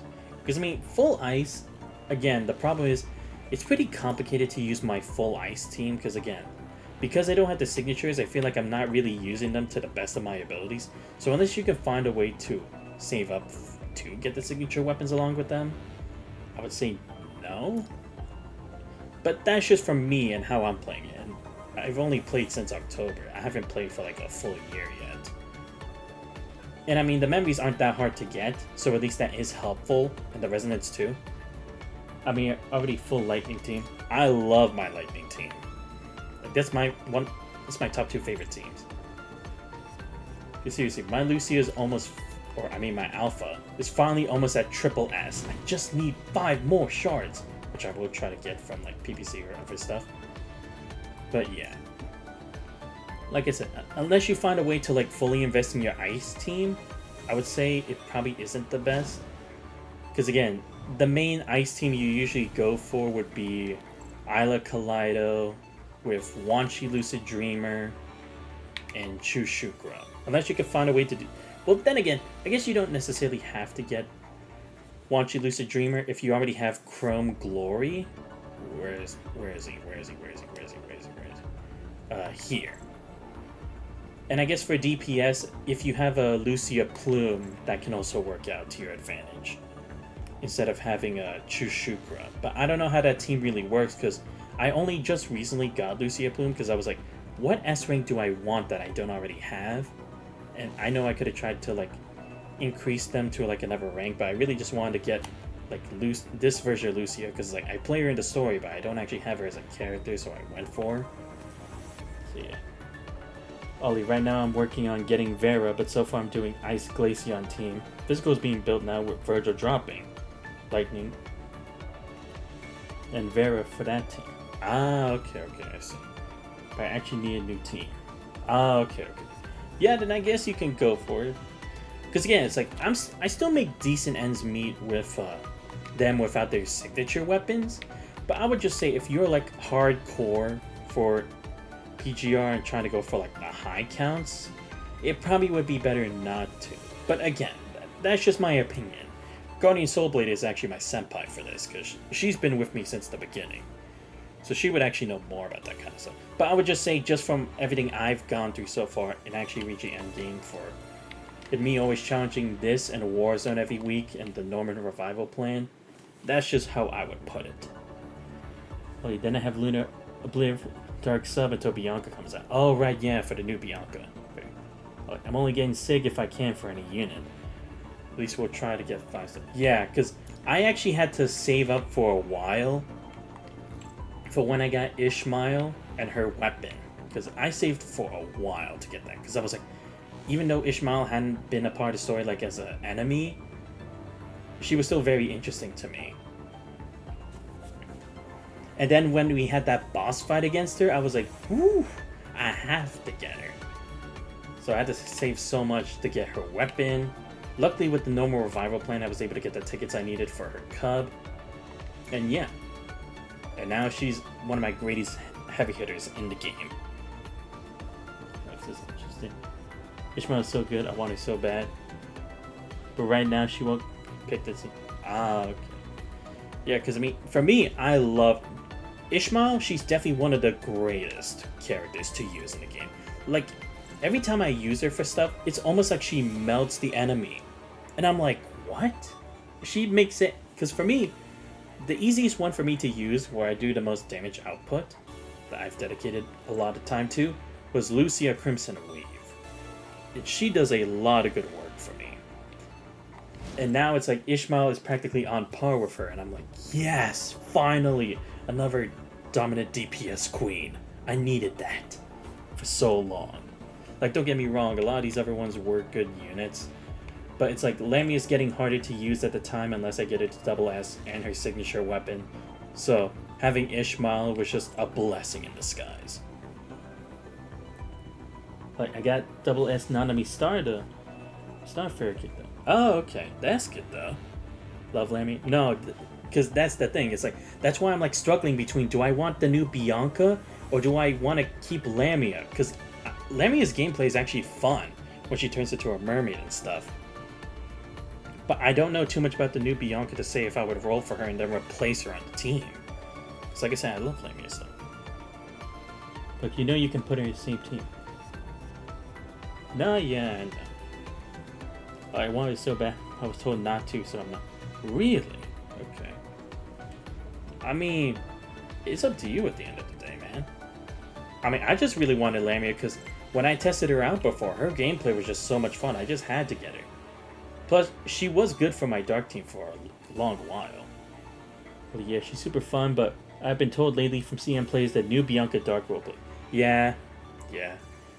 That is kind of how it be, but I mean, to be fair, I would still probably sometimes like switch between her and Lamia if I had the option. Just because, again, you never know. Depending on what kind of team, one can be useful more than the other. Like, if you need more dodges and such, when she's in the water, you have more chances to actually use that system as much as you need to when trying to get past certain attacks that would definitely take way too much damage. I mean, the new Bianca is probably going to be meta. And she is this. Yeah, that's fair. Probably be right. Bianca looks good enough, though, and maybe Lamia will be given free sometime. I mean, probably. I could definitely see Lamia being given free in the future, potentially. I mean, they did give Crimson Weave for free. But it's like, I would say they'd probably give more of the standard S-rank units instead, like Rosetta Rigor or maybe Starfarer and such. Oh, for real? That's the F2P I'm getting. I mean, like I said, for Lamia, I'm just always good to have her because she's great with maneuvering for me. Because there have been times where it's like, I need to get more invincibility frames, so when I'm like summoning all the water, and then like swimming, doing like swim dashes, and then pulling off her like her strikes in the water with the red orbs, which then congregates into the slash. And then for her final one, we're drawing a whirlpool. That's just kind of how it works for me, and I just feel more comfortable. Like, if I need more maneuverability in like surviving an enemy with like who makes it a drag-on battle, it probably is better for that. But again, like I said, maybe Bianca will change the game for that. I don't know. I haven't really seen that much of it yet. Oh, wait, I'm just saying hopefully not for sure. It's really a co. But I get Vera, see, do my event. Skipping New Selena. Ah, okay. I mean, that's fair. Look, I'm probably crashing out. Is Nanami going to give out for free? I mean, I would say potentially maybe they could give Starfarer for it. But again, that's just a potential. I can't really say for sure. Because, I mean, to be fair, she was also really good for me to use when I used her for the Dead Master boss fight in the Black Rock Shooter collab. Because I definitely needed the invincibility frames when she pulled off her moveset. And she did do like a massive amount of damage as well. And you did kind of need it to like, kind of like stagger the enemy in such cases. Which Nanami? True. Because Starfarer, again, fulfills her role as a tank in some cases, but the thing is, like, with the new Nanami, the way that she like glides in battle with like her kind of like skate stuff really changes everything. I mean, Star Trail's OP? Nah, she definitely is. Like, don't get me wrong, Starfarer is pretty good too, but Star Trail, she's just on another level. But I mean, it is Nanami, to be fair. She is gonna be OP regardless. I mean, to be fair, I'd say it's like, you could be fine with skipping Selena, because to be fair, my main physical damage dealer was Bianca Stigmata. If she does the job done, but she like, I wish I could just have her signature weapon, but it's like she still did what I needed her to do. But for me, if it's like, if you want a meta kind of physical team, you really do need Selena. Like, she can just do so much. It is also pretty fun to play with her now. Like, I've played with her, this one, her, what's it called? Her Capriccio one a bit for her Dark team specifically, but it's not nearly as intuitive compared to like other Dark units. But then it's like when I use Selena for a physical team, she really raised what I can do with my physical team to the next level. Like Bianca Stigmata, her numbers were sufficient. It did what it needed to. She did what she needed to do. But when I look at my new numbers now, from what I can do in endgame specifically, and for how much easier some fights can be, Pianissimo is definitely a great option to have. Black Nanami is fun, OP. Nah, she is. Best wife? I could definitely put her there. I could definitely say like top 5 wife, at the very least. Okay, I'll move on. Will you be read? Yeah, if Virgil wasn't coming out, I would. But if I'm getting Virgil, I'm going to use him. Nah, that's fair. Pleasant. I'm like 8 days in. Sorry. Okay, gotcha. Alright, let's continue with more. Are you the storm that is approaching? Nice. Alright, let's continue with this a bit more, and then I'll probably end the stream for today. Alright, principal's off. Oh boy. Great, I'm gonna be chewed out by Martha. Great. Oh, the DMC5 collab is gonna be so good. Yeah, it definitely is. Like, without a doubt. I think it's gonna blow every other collab out the water. Upon returning from City 141, you receive a notice to report to the principal's office. What am I, a kid? Plugs probably gonna be delayed. Wait, what is? What, the collab? I mean, we already had the official date already for August 6th. Or, yeah, because that's the thing. It's like, I saw it was gonna be officially on August 6th.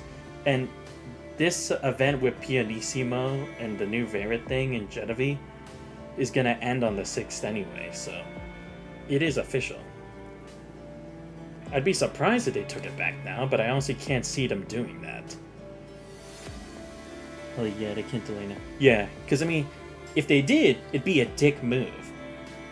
The only way they could do that is like if they compensated you with like a free S rank, just because like delaying the inevitable, or at least giving you a good amount of cards to do that. It wouldn't go well. No, it really wouldn't.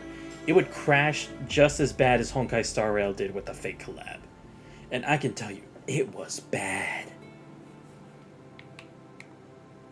Martha sits behind a spacious desk, the overhead light splitting her face into light and shadow. Scaring her expression. 100%? Exactly, Ollie. You get me. Sit. Pulls out a chair, pushes your document marker with red text toward you. And need more black card. Well, I mean, to be fair, at least it's much easier to get black cards here than it is to like get shards like in Genshin or Honkai Star Rail. Same farming out. Exactly. That's why I have like 12,000 black cards right now. Bugs only have 75,000. Ah, okay. So enough for 3 temples. Gotcha. I mean, it's a start at least. Well, luckily I'm under level 8. Oh yeah, true, because when you're under certain levels, you can actually generate more over time. So I have a lot to grab. Exactly, so you at least got that going for you. Blux, level 71. Oh, okay. So again, not too bad. Still a lot you can grind from that. Level 8 and 9, we get more. Oh yeah, true. Because I'm like level 100 something? Don't remember. It's content that's locked for us. Oh yeah, that is true, that is true. Plus, the thing is, like, if you're trying to get it through story, if you reach a certain chapter, you won't have to spend stamina anymore, so then you can go through that much faster, too. But I'm assuming you guys already go through that anyway. I need time to cry my ass off. Oh, I'm doing this alternative story thing. Oh, the floating record one. Yeah, I mean, to be fair, that's another good way to do it. Because again, I would say do the limited ones just because they're out right now. You don't have to wait for, like, you have to reach this requirement in order to get there. Crimson something. Oh, okay. Yeah, I think that's Vera's. think it was the shake like grind. Without a doubt, it's a delayed punishment for your battlefield insubordination. Reportedly, defying established investigative protocols isn't a good choice. Never mind, Chris Wade. Ah, okay. Whatever the punishment might be, it's best to accept it for now. Crimson Tides. Can't back the document, but Wanta doesn't immediately take it. Instead, continuing to flip through other materials. No intention to explain yourself or offer a defense. I don't understand what you mean, ma'am. I thought you would use your battlefield performance as a bargaining chip. Yeah, I don't know. I just know it gives some currency and I need that. Nah, you're right. And again, since it's limited time, you might as well take advantage of the free access you can gain from it. To get very, I could say correctly for DMC. Facts. After all, your involvement ensured the student's safety during the battle, far exceeding what's expected of a teacher. Why to deliberately emphasize the word teacher, instead of carrying a point of implication. Are you suggesting my merits could offset my misconduct and exempt me from punishment? Which story is this? This is the Jetavi story. Floating record. This is the one before Vera's floating record. You know this hidden story? Oh no, yeah, I know the hidden stories. What was both? I have a speedrun story. Ah, I see. Gotcha. I'll go back. Ah, okay. Good. As long as you guys take the time to absorb that content at the end of the day, that's good enough for me. Like, that could go back. Exactly. Like, I hate it where it's like, you can't go back, but you can only look at summaries, because sometimes it's like, you want to know all that other information, whether it be useful in the future or just entertaining to see. Also love watching lore videos too. Ah, gotcha. Which reminds me, I still have to do stuff for, their Connect stuff. I need to do a video for that sometime. I'll probably get to it when I get there. Or when I have the time. But I want to finish the floating records first. Of course not. I'll just turn something to serious. You should make lore videos? I don't know, because the problem is, I'm gonna be completely honest, I don't know shit about editing, for the life of me. So, it's like, I can't really make videos where it's like, I would have to edit and format and everything. So hence, everything I put on my YouTube channel is literally just a VOD from my Twitch channel. So I feel like I can at least just talk about stuff here that people want to know now, as opposed to like, have to come up with stuff and research, but then I have to learn a whole process of doing all that stuff, and that would just take even longer. Like, don't get me wrong, there are a lot of people who can edit and do that stuff, but for me, I just don't have the time and the stuff to really invest into that. I mean, maybe in the future, but that would be when I can definitely do that. But there's a market for it. They're confused. Yeah, I mean, there is, but again, I'm just a guy who just graduated, so gotta pay student loans, so unfortunately, if I want to at least pay for games, I can't afford to, like, put too much into it. Definitely have to edit. Exactly. The notion that merits can offset misconduct is a social convention that has no place in schools. Students need to learn about right and wrong in absolute terms. If we allow students to view right and wrong as variables on opposite sides of an equation, their actions will shift from pursuing what's right to merely balancing a moral ledger. It is a deeply misleading logic, especially for our students.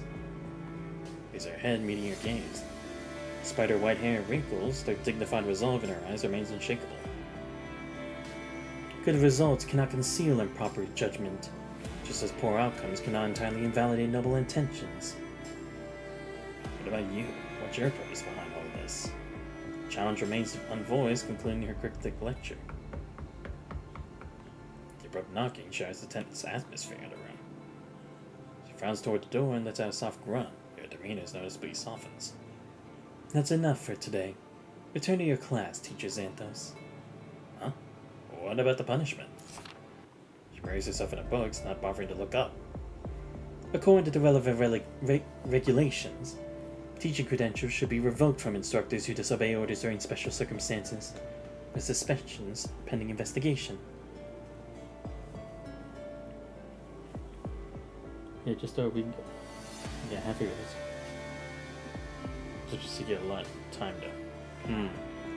I mean, yeah, it does take at least a decent amount of time to do this, but again, there have definitely been worse games where it's like it takes forever to get to another point. And especially like if you tried to do that on Star Rail when they didn't have the skip button before, ugh, talk about a total nightmare. So at least you guys do have that, at the very least anyway, or at least have the reviews where it's like you can skip a lot of dialogue and just read it towards the end, then move on. Oh, for sure, this is the cool one. Yeah, honestly. And I can tell you that straight up, because I've played Honkai Impact 3rd all the way to the end, and currently to where it is. I've got all caught up in Wuthering Waves. I played a good amount of Genshin Impact up until I finished Sumeru. I played Fate Grand Order. I'm on the 7th Lost Belt. Played Azure Lane. And, what's it called? Yeah, so I have a good amount of experience with this. I played the other game for this Fractured Robot, and it took longer. Yeah, honestly, it actually does kind of take longer for that. But it's not too bad. I talk to someone Discord when I play. Besides, I can't do stuff. No, I mean, to be fair, I can understand. Just not fun. No, I can understand why. Because, yeah, it's like, you only get 3 buttons, but that's it. You can't really, like, optimize. You can't be unique. You can't, like, make alterations like that. So I completely understand. I just do it because I've been a fan of, like, Honkai in general for so long. So it's like, it's my duty to pursue it to the end. Like, just as myself as an enjoyer of the series as a whole. Because I love Honkai Impact 3rd. That will always stay true to my heart. Honkai Star Rail, it's starting to wane down. Just not into turn-based games? No, that's fair. Everyone has their own kind of games. Because I also don't always just play, like, turn-based games either. Because I play Legend of Heroes, and most of the time that's turn-based. But I play other games like East 8, Lacrimosa Adena, East 10, Nordics. I played Under Night In-Birth. I played Melty Blood type Lumina. So I like to give myself a lot of games to play through. Because you can find fun in a lot of different genres that you never thought of before. But you gotta take that first step to do it, or else you're gonna miss out on a lot of cool stuff. And hence why it's like, I'm gonna play Devil May Cry sometime in the future. Probably not when the DMC5 collab comes out, but maybe at least after that, so that I can understand all their backstory and such. Genshi's my first gacha done. Oh, okay. I see. Well, that's interesting, though. Oh, then I went to Wawa, then Triple Z, now PGR. Gotcha. Look, I'm just hearing that PGR is just another level in gacha games. No, it really is. I can guarantee that. Like, as someone who's played through a lot of gacha games, this is another level. The storytelling, the gameplay, and just how free you can go about, like, playing different mini games and all that kind of stuff. It definitely is another level. There's just so much you can do. There's so much you can do. Well, it is, gives you free characters, gives you a decent amount of currency as an FTP, very friendly, the combat's super fun. Yeah. I can vouch for all of that. What the? Before that can happen, we need to complete other procedures in recognition that you're protecting the students. But the stones remain serious, but with a subtle reduction in its severity. Go fulfill your duties as a teacher for now. Don't keep your students waiting too long. As for the punishment, you'll receive it when the time comes. Thanks. In the same artist's implied attitude, you thank her and take your leave. Is this the beginning of the Genevieve story? Yeah, this actually is, Ollie. Because I already finished both Selena's and Vera's. So I'm doing this one now, just so it's like I can do all 3 of the ones from this patch. As you close the door to the principal's office, you notice a figure appearing cautiously from around a corner. Ollie, December 5th, 2019 is when the game dropped on mobile. Yeah, because I saw it's like, I at least saw that it was like 2019 is when it actually, like, you could play it. More free. Oh, you're out already. Did that old hag give you a hard time? Be respectful to your teachers. But she is an old hag. When Evic reported to her, her first reaction was unhappiness, and she snapped that she would hold you responsible. Because she was worried about all of you. Who? The old hag? No way. That's impossible. No sooner are the words spoken than a deep, deliberate cough emanates through the dark. I'm gonna go. What's it? Wait, what the? Let's go. Well, since I'm not really a mobile player, but that was the best mobile game I could play. Oh, okay. Then I can. Wait, what? What the hell? That's crazy. But I see. So you had it since back then, but you just got back in, or just couldn't sign. Oh, okay. Maybe the transition from like how more mainstream it became. Maybe. But I'm gonna just say that's like a guess and nothing more. You can still lose points in this week's evaluation. Wasn't that deep in the beginning? It's fine too. Yeah, because I mean, it wasn't perfect at the beginning. I could definitely say that. But it's like, it definitely starts getting better and better, and it's like, that's why I like for the build-up, when it steadily gets better, and it doesn't jump down from amazing to trash to amazing to trash. I hate when it's like, it can be so inconsistent like that. Because there do be times where it be like that. Oh, but now with the collab and seeing all the QRLs, better be playing. Yep. Always great to see more people who can appreciate the game. Sorry to disturb you, Commander Martha. Jeremy rolls her eyes at noise, making his face at the closed door while tugging at your sleeve. Let's go. Evic says she has something to give you.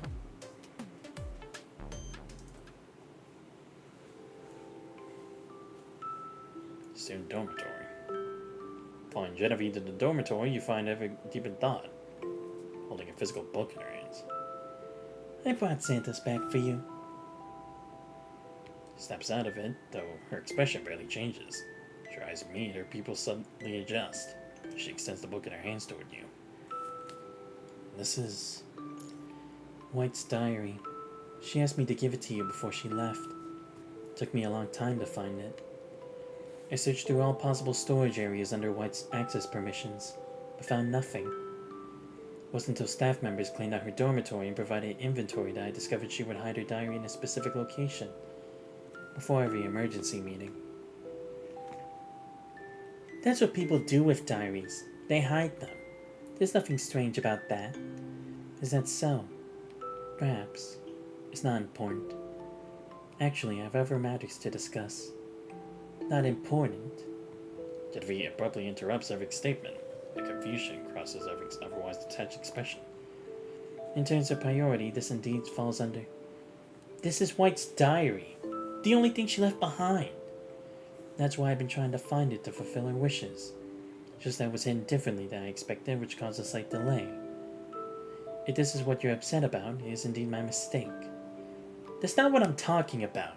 I'm angry because you think White's diary isn't important. Her response with bewilderment. Her answer coming across as completely matter of fact. We have system logs which are more convenient and efficient, and less likely to be lost. Alright, Genevieve, calm down.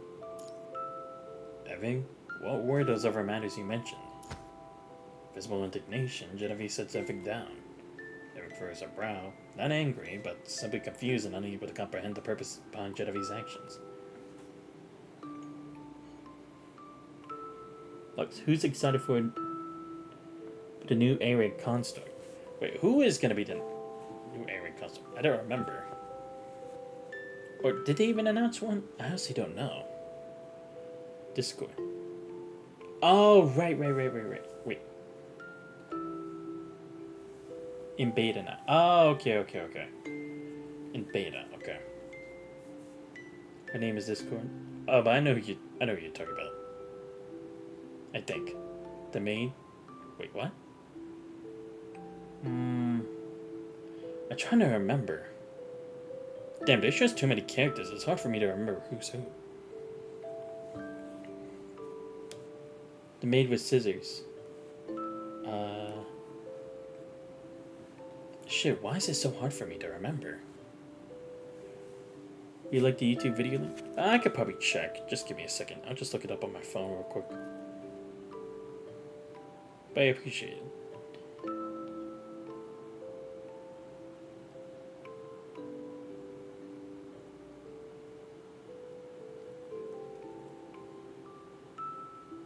Oh, okay. I have not seen this. What the heck? Interesting. Okay. I might have to check that out later. Yeah, the old is super cool. Hey, I mean, I'll take your word for it. It probably is. I just didn't know that it was already announced. All I knew about was like the new Bianca on the CN server, but that's about it. A little bad timing. What do you mean by bad timing? I would like to borrow your permission to visit City 141 during a time when there is no emergency. As the frequency of corrupted invasions increases and our sample size expands, the data analysis modules of several students, including myself, have reached similar conclusions. There are anomalies in the attacks on City 141. The corrupted invasions appear to have some purpose. Well, I guess for people skipping Selena, I'm sure they will get her. Well, users get them free. Physical, Taggart. Oh, okay. However, we have too few data points and insufficient information to draw any more useful leads. Before Everett can respond, Genevieve jumps in. Is that how you ask someone for a favor? Or do you think handing over White's diary to Xanthos counts as enough of a favor already? Why would you think that? That was between them. You're right, though. One should give before taking. It's just common sense. Has an A rank ever replaced an S rank in this game? Okay, bye guys. Much happy place for it.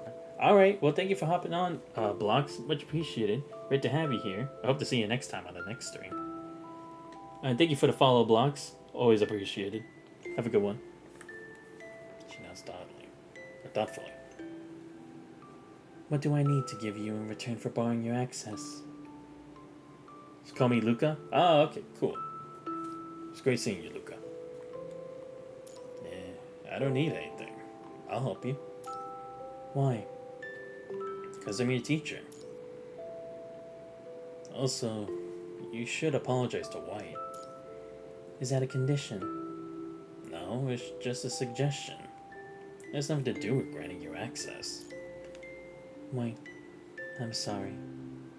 Before finishing her sentence, Evix turns around and bows deeply towards White's dormitory, causing you to freeze in place with the diary still in your hand. Is this how it's supposed to work? Sighs once more and lightly taps Everick on his forehead. Covers her forehead, appearing confused, yet remains standing perfectly still, as if waiting for an answer. Evie, you're absolutely hopeless. She probably just needs a little more time to understand. That's good enough. When do we depart? Ready whenever. She speaks, Everick glances at Genevieve beside her and adds a follow-up. Thank you, teacher. I mean, at least she's warming up to us. That's a good start. Transit Gateway, City 141. Amid synthetic voice system announcements, you lead Genevieve and Everett out of the train car and onto the platform. Unspected Everett following behind you. She's merely looking around, observing her surroundings with no apparent intention of taking the lead. Everett, what's wrong? Where do we go next? I don't know. Didn't you say you had suspicions? Yes. I think the corrupted invasion has a specific purpose, which is why we came to take a look around the city. But I don't know how to search for relevant clues. There were too many possibilities, which is essentially the same as having nothing. And there goes the other problem with the fact that they don't give their commandants charge in this. They don't know how to efficiently do stuff. Like, they can be given options, but they can't figure out automatically if it's right or wrong. Especially since they're sent out almost to their deaths every day. It makes it seem like one mistake and then they'll just potentially die the next. Oh boy. What the hell were they doing at this academy? It's so flawed. Do you have any ideas? Damn it. I mean, that's what I think, honestly, because it's like, that's how you would think, right? Because it's the same like when you go to a store. When you have too many options to pick from, you don't know which one would actually be better. Even if you see the ingredients, or even if the brand looks pretty, it doesn't really tell you if it's like that's the best option to have. Unless you already have experience with it, then you'll just never come to a decision. And then it just takes freaking forever, and then you're like, either, fuck it, I just won't get anything. Or you just decide to pick a random one, and then sometimes you regret it because it's like, oh, if only I had more knowledge about this, or tried it more. So it's kind of the same. It may be a bit of a stretch, but you get what I mean. So the reason I lost for words. She tries to formulate a response, her intense demeanor unintentionally frowns a small child nearby. Or no, actually, I guess you could put it like this. It's like when someone technically, now I understand. Oh, okay, good. Because I was going to say in other ways, like, if you go to a one-on-one fight with someone, if you never experience,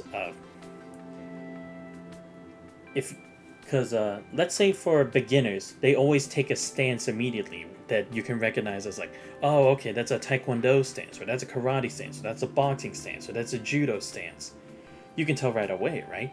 But if you're up against a pro who doesn't show their stance automatically and does their own little thing, and you don't have too much experience with all those other kinds of like pro stuff, you'll never actually learn like for your instincts to hone in on to like, okay, what do I feel like they would try to take me out first? Would they try to go for my nose? Would they try to go for solar plexus or something like that? Because I've at least taken a bit of like Taekwondo, Brazilian Jiu-Jitsu. So it's like, I know it's like some stances can look the same, some moves can look the same, but there are some alterations. And there are like some different effects depending on the way that they hit you, or the way that they put you in a hold specifically, or like the angle. And again, I'm not a pro in those forms of martial arts. I took them at a very novice level as an intro course. But I'm just saying, just from my experience of that, it's like, there's a lot you can distinguish and some stuff that you can't distinguish unless you actually experience it firsthand. The woman lifts the infant into her arms, gently rocking back and forth while tenderly patting its back with her palm. Sorry about that. It's quite alright. I recognize you. When the corrupted attacked, my husband and I were with her near the shopping mall in the city center. I'm surprised there was a shopping mall here. You must be from outside, sir. When Leibowitz Company took over this area, they built the shopping mall in City 141. It served as a place for people to exchange supplies and run small businesses. Back then, we were near the mall buying supplies. When the building started collapsing, I was terrified. That's when you all appeared. The woman smiled, gently lifting the baby's hand toward Genevieve, softly cooing to the infant. Don't cry. Big sister over here is the hero that saved you, don't you remember? The baby's emotions shift as quickly as they came. At the mother's comforting words, the crying gradually subsides. The baby's eyes widen with sudden curiosity as it gazes at Genevieve, stretching his tiny hand even further. After Genevieve ceases, her face tenses with uncertainty and her usual spirited demeanor is gone. She cautiously extends a finger to touch the baby. She seems to really like you. Would you like to hold her? Me? Genevieve turns around, casting a pleading look for help. Need help? You don't want to, I can do it. Of course I want to! Genevieve immediately objects, then carefully takes the baby in her arms. Don't wiggle. Don't wiggle. Everyone expects Genevieve to quickly return the baby to the mother, but she carefully cradles him until he drifts into sleep. Here, he's fallen asleep. Thank you. I hope fate brings us together again. The mother thanks her and leaves. Genevieve responds mechanically, then remains clearly lost in thought. Are you having a hard time letting go? Want me to call her back so you can hold the baby a little longer? Just stop. It's irritating hearing you talk. I was thinking about something else. Press her lips together in thought, an unusual gesture for her. Tell me, what do you think our childhood was like? Did anyone ever hold us like that? According to the timeline, an individual at that stage would still be in the cognitive cultivation phase, with no physical form. What a waste of time. Let's focus on the task at hand instead. Do you have any thoughts, Santos? Watching the woman's retreating figure, certain words she spoke triggered something important in your mind. Let's check out the shopping mall first. Yes. Wait a second. Don't just go along with that. Why go to the mall? Don't tell me it's because it's something the baby's mom just said. That's way too random. It's not Not exactly a random choice. Take White's diary from your pocket, open the cover, and run a finger across the title page. Martha allowed us to unwind in City 141. It's the first time we've ever received such an order. I don't quite understand her intentions, nor do I grasp the purpose of unwinding. But I know my core is spinning rapidly. I suppose people will categorize this emotion as happiness. I'm happy. I want to write down this feeling. But Evic doesn't seem to feel well today. She also participates in the outing, but it looks more like she's just executing orders. I feel like something's not right about this. Like we're making a mistake somewhere. But why do I feel this way? Obedience is supposed to be a basic principle that must be followed. I can't explain it clearly. No logical formula can give me the answer. But I found a piece of information. When life has things you can't figure out or that make you unhappy, go shopping. I decided. I'm going to take Evic to the shopping mall. Shopping mall. Do you remember this place, Evic? Tilts her head in confusion. Her mechanical pupils rhythmically dilating and contracting. No. No keywords related to this place were found in the database. Let's go take a look anyway. We don't have clear leads anyway, so this should be fine, right?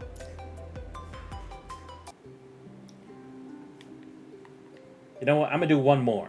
I know it's already like almost at 3 hours and a half, but I want to do at least another fight. Oh, and it says me this time. Alright, go for it. Super delicious bubble tea. Especially love those little toppings called caramel pearls. There's also a little demon style one. But it is a hero style too. Following the directions of the diary, you arrive near a commercial street. The facilities here are already dilapidated and aged. Some shops are still open for business. Genevieve seems to like this place quite a bit, so I'll have to explore elsewhere in the blink of an eye. Transmitter is likely hidden somewhere around here. Should thoroughly investigate the area first. Oh, okay, there we go. Investigation time. See, that's what I also love about it. It's like, I'm a guy who likes to think, try to investigate, try to solve the problems, and try to figure out what's going to happen next. So I love these investigation stuff. Shopping mall. There's like many stores in business here. 白の日記によると、あの路地裏にもう一軒ミルクティーのお店があるんだって。暇なら付き合って。そこで待ってるから。Alright, see you later. Is it cool too? Yeah. Because I'm always a guy who likes to be a detective sometimes. Gives it a different vibe, you know it. Gotta take a look around. See if there's any hidden stuff I can find. Like any tidbits of lore or maybe an extra bonus thing. Okay, let's see. First person? Yeah. And that's the thing too, is like it can go from first person to like combat perspective and all that. Again, it gives you that sense of like you're actually in the story. And not just like only watching someone else's story. Especially since we are taking the role of commandant. Oh. Shouldn't have drank so much bubble tea. Okay, pal, you'll be fine. Let's check on these people. See, they're gonna say it. Oh, I thought I was holding a gun. I was gonna be like, what the fuck? So no access to the inner ring.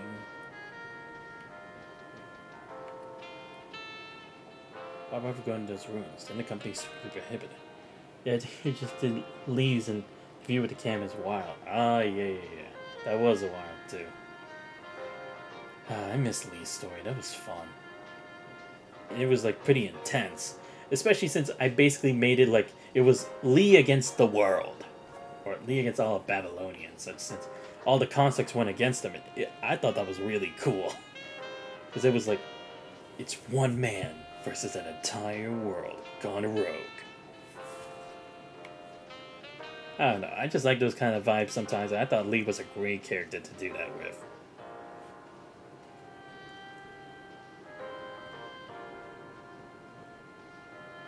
Doing alphas right now? Ooh, yeah. Alphas was a good one too. It also helped explain a couple things too. Because that was also a memorable chapter. 自分と賭けをしたの。君が現れるまでにタピオカをいくつ食べてるかなって。Wow, first date, huh? Expecto. Learning Alpha's origin is wild and expecto. Exactly. But that's what's good about it. They're integrating it as like, you actually need to know this. Answered my question too. Exactly. And just went further to show that Kurino was always so many steps ahead of Babylonia. Even though they're just doing this illegally. Like, why the fuck there's so many Lucias? And why she has white hair kicked up? Nah, true. Because, like, she was my favorite character, but it's like, that heightened her to another level of making her even better. How many? 忘れちゃった。このミルクティー全然甘くなくて刺激がないし。あ、そう。ところで、気づいてる？今の君、こんなボロい町になぜこんな場所がって顔してるよ。What are you, psychic? まっすぐこっちに向かってきてたのに目はキョロキョロしてたし。まあ、仕方ないな。足取りも慎重で上半身を緊張させて臨戦態勢って感じ。バッチリ視覚モジュールに記録しちゃった。仕事ないからほっといてくれ。Why are you recording this? どうしてって、面白いからに決まってるでしょ。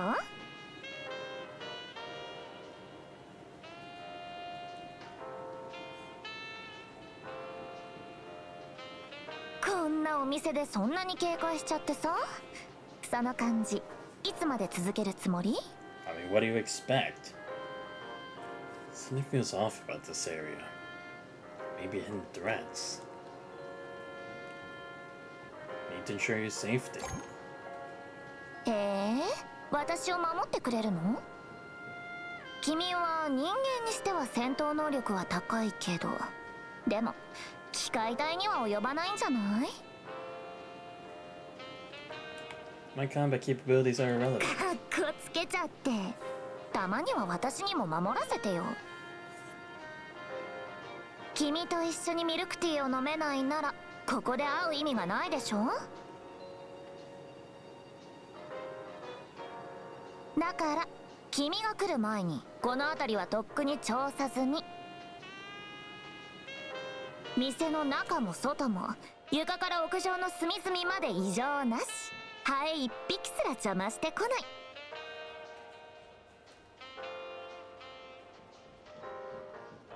い。でもそれって本当にいいことだと思う？何か起きたら誰も助けに来てくれないってことなのに。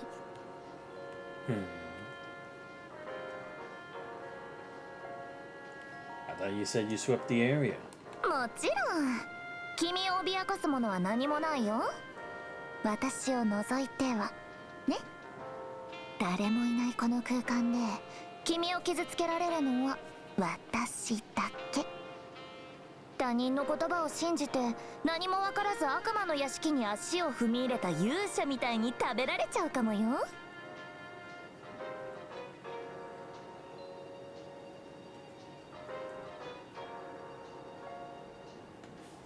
Go on then, Miss Devil. Especially to someone quite frightening as she slowly leans in closer. And gracefully returns to her seat, watching with great interest. ねえ、どうしてそんなに余裕でいられるの？ I trust you, Genevieve. She had countless opportunities to harm me. Not only she refrained from doing so, she chose to protect you instead. 私に魅了されちゃった？ところで、どうしてこのお店にしたかわかる？ Searching for the transmitter? 正解！人は魅力的な雰囲気に惑わされる。なら、ここが発信源の可能性は高いよね。でもさっき言ったように、私はこの辺りを調べ尽くしたけど収穫はなし。ってことは、ここに発信源はない。Then why choose this location?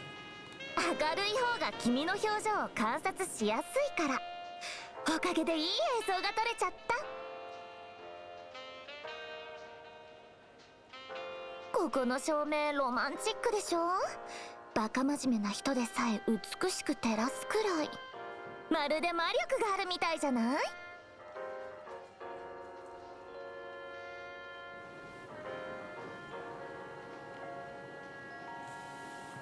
Even without magic, doing this once in a while isn't too bad. ま、君とこうやって静かな時間を過ごしてる方が不思議だもんね。目の前のミルクティーを眺めてるだけで染色体との光線の音が遠のいていく。私にとって平凡な暮らしはそれくらい魅力的なの。はあ、名残惜しいけど発信源のことは先延ばしにできないし。そういえば私たちをグストリゴから連れ出した時、ばあさんに報告しなかったでしょ。彼女が出入りを禁止した居住区で私とのんびりおしゃべりなんかして大丈夫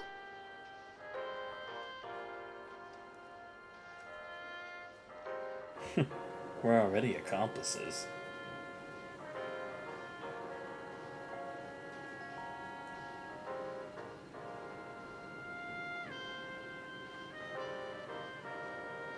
Like I said, Commander's got the moves. He knows how to wow the ladies. Though I feel like this bubble tea could be a bit sweeter. Jerry mumbles while chewing on the tapioca pearls. Sugar Genevieve just added is already 7 times the standard daily sugar intake for a human. It's equivalent to consuming a week's worth of sugar in 1 day. It doesn't matter. I'm not human anyway. You added just as much sugar to teacher's bubble tea, didn't you? Teacher's gonna get cavities. Discreetly glanced at the bubble tea that was just handed to you. Cloyingly sweet aroma wafts through the air. Not entirely unpleasant, but so intense that you can't help but question the sugar content inside. Upon hearing Evic's words, Genevieve looks at you with anticipation. Nope, gotta be cool, gotta be cool. I'm the commander, damn it! Sweetness is enough to trigger an existential crisis. Is that boba? Yeah, I think so. The liquid entering your mouth flows like molten lava. Sugar inside is so saturated it's nearly crystallizing. The human taste module is quite fragile, isn't it? Seems that even though her sugar obsession wasn't understood, she still gained something from it, judging by her smile. Under the ruins of Building D, there are tiny organisms called ants. They occupy such small pixel points in the visual module. It's truly fascinating. The mall in Zone E has so many colorful clothes. Wow, there's even one that's golden all over. It gleams from every angle. It's decided that, after passing the test, White will swap that uniform for this one. Looks so awesome. The old residential area. Only a few photographs remain here. Come to think of it, I haven't taken a group photo of everyone and guessed her yet. Should find some film rolls somewhere next time.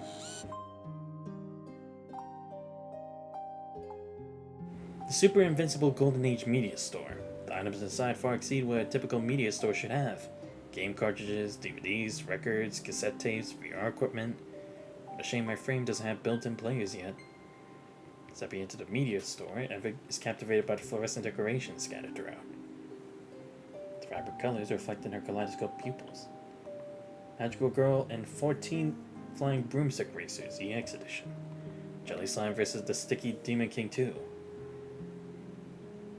If White were here, these things would definitely help with her stories. How can you tell? Because they don't conform to our language logic. Most of these are things I can't understand, but they happen to be exactly what she loves the most. Your language logic? Actually, it's not just me. She herself can't understand them either. She likes things she can't understand herself. But don't you find it interesting, Effie? That's what White would say to me. As they leave the media store, the clerk hands out 2 cassette tapes to Evie. The clerk seems overjoyed to find a kindred spirit who appreciates art in this apocalyptic world where few do. Insists on giving her the tapes as a gift. Let's go, teacher. You should head to the next location mentioned in the diary. However, upon turning the page again, all that's revealed are empty lines. It's the last page. You hand the diary to Evig, and she flips through the remaining pages, finding nothing but clean blank sheets of paper. Is that all? Stands stunned, asking the question with a bewildered expression. There's nothing else. Confirming once more, she closes the diary and opens it again, rapidly flipping through the pages, starting for the very first one. The messy handwriting and drawing flash past her visual modules at high speed, projecting it like a silent film. Why? Didn't she write more? She promised us she would create an interesting story. On graduation day, she would read it aloud in front of all the teachers and students. Right, because she was saying about making a story. So yeah, if it's just one thing, why would it not be there? Is it maybe she just did on a different book after? Or maybe it's like she wrote it on something else but it was confiscated for some reason. Today we visit many places. An amusement park, a bubble tea shop, and a media store. We even found 2 cassette tapes that we couldn't make sense of. We would have liked it. After all, we collected so much useful material today, so it should have been written in this diary. Characteristically, she speaks several sentences in succession. It should be like this. It should have been like this. She can't write anymore. Is it true? Lowers her head in a daze, staring blankly at the diary in her hand. But there were still so many blank pages in this diary. It's clearly unfinished. An inexplicable emotion signal suddenly floods her processing center. Stands rooted to the spot, unable to take another step forward. Memory widens here. And that's the thing I also love about this game too. They really know how to make you feel for like characters who aren't like the main characters or the popular constructs or the protagonist. Like No One's Story, holy shit, was that on another level. I cried a couple times for that. Let's see. The storytelling here is so good. It really is. Alright. It's already 11 now. I actually gotta have dinner because tomorrow I'm gonna stream East 9 Monstorm Nox. So, because I already did East 8 and East 10. I think I did a decent amount. I would have liked to have done a bit more, but I think it's fine. I think maybe we could do this in like 2 more streams? It's 25 East Dam. Yeah, I mean, but to be fair, I'm already at 8, so it's not too bad. I could probably finish this in 2 streams before the collab. So I can do one sometime in the middle of the week, and then I can do another one on Saturday. Yeah, I think I should be able to do that. No, not bad. Just shocked me. Nah, I mean, yeah, that's fair. Yeah, because let's see. If we go look at the floating record... Oh, no, No One's was long. Oh, wait, what? Oh, wrong one. How much was this? Oh, yeah, this was 24. But it was long as hell. Like, there was a lot of lore that went to that. But it was still a great story, though. Yeah, because let's see. I finished Lilith's already. Genevieve's we're just doing. And I already finished Sparks to Wildfire. And what was the main one again? Oh yeah, it was this one. Dream to the Endless Time. Which reminds me, I still have to do like some of the other stuff to like completely 100% of the stuff, but for the time being, it's like I'm fine with everything it is. But anyway, guys, that is gonna be the end of the stream for today. I hope you guys did enjoy. I'm glad to have been able to talk with a lot of y'all today, especially specifically about like Punishing Gray Raven stuff. Always great to see fellow players of the game here with me. So let me give a shout out to everyone who showed up to the stream tonight. So shout out to Miss Lobster 007, ICAF5, Ring UEF, Black Fuwitz Fan, and Ollie B Rage for all showing up to the stream. It was great chatting with y'all here for today.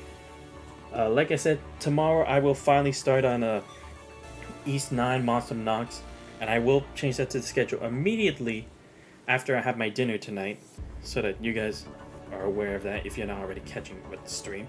And like I said, I'll see if we can do 2 streams for Punishing Gray Raven this week, so that we'll be all caught up and finish this floating record before the DMC5 collab. And let's see, I'll see if I can do anything else. Again, I still have to do the Honkai Impact 3rd Part 2 stuff. I know I pushed that for too long, but I definitely will make an effort to try to at least do another stream of that sometime this upcoming week. But if you guys did enjoy the stream but are not already found the channel, please make sure to leave a follow. Much appreciated. Check out my YouTube channel where I post all the VODs. Subscribe there as well. And join the Discord, you guys not already. Links to all those are on the channel. But alright, this Genevieve thing, it's interesting. We're not learning a lot about her, but learning about this academy in the middle of nowhere. It's gonna be interesting to see, like, where did it start from, why they're still independent, and what's the ultimate goal of them and the people trying to get in the way of this project. But this has been Xanthos Voice. I hope you guys have a great rest of your night. I'll see you guys next time.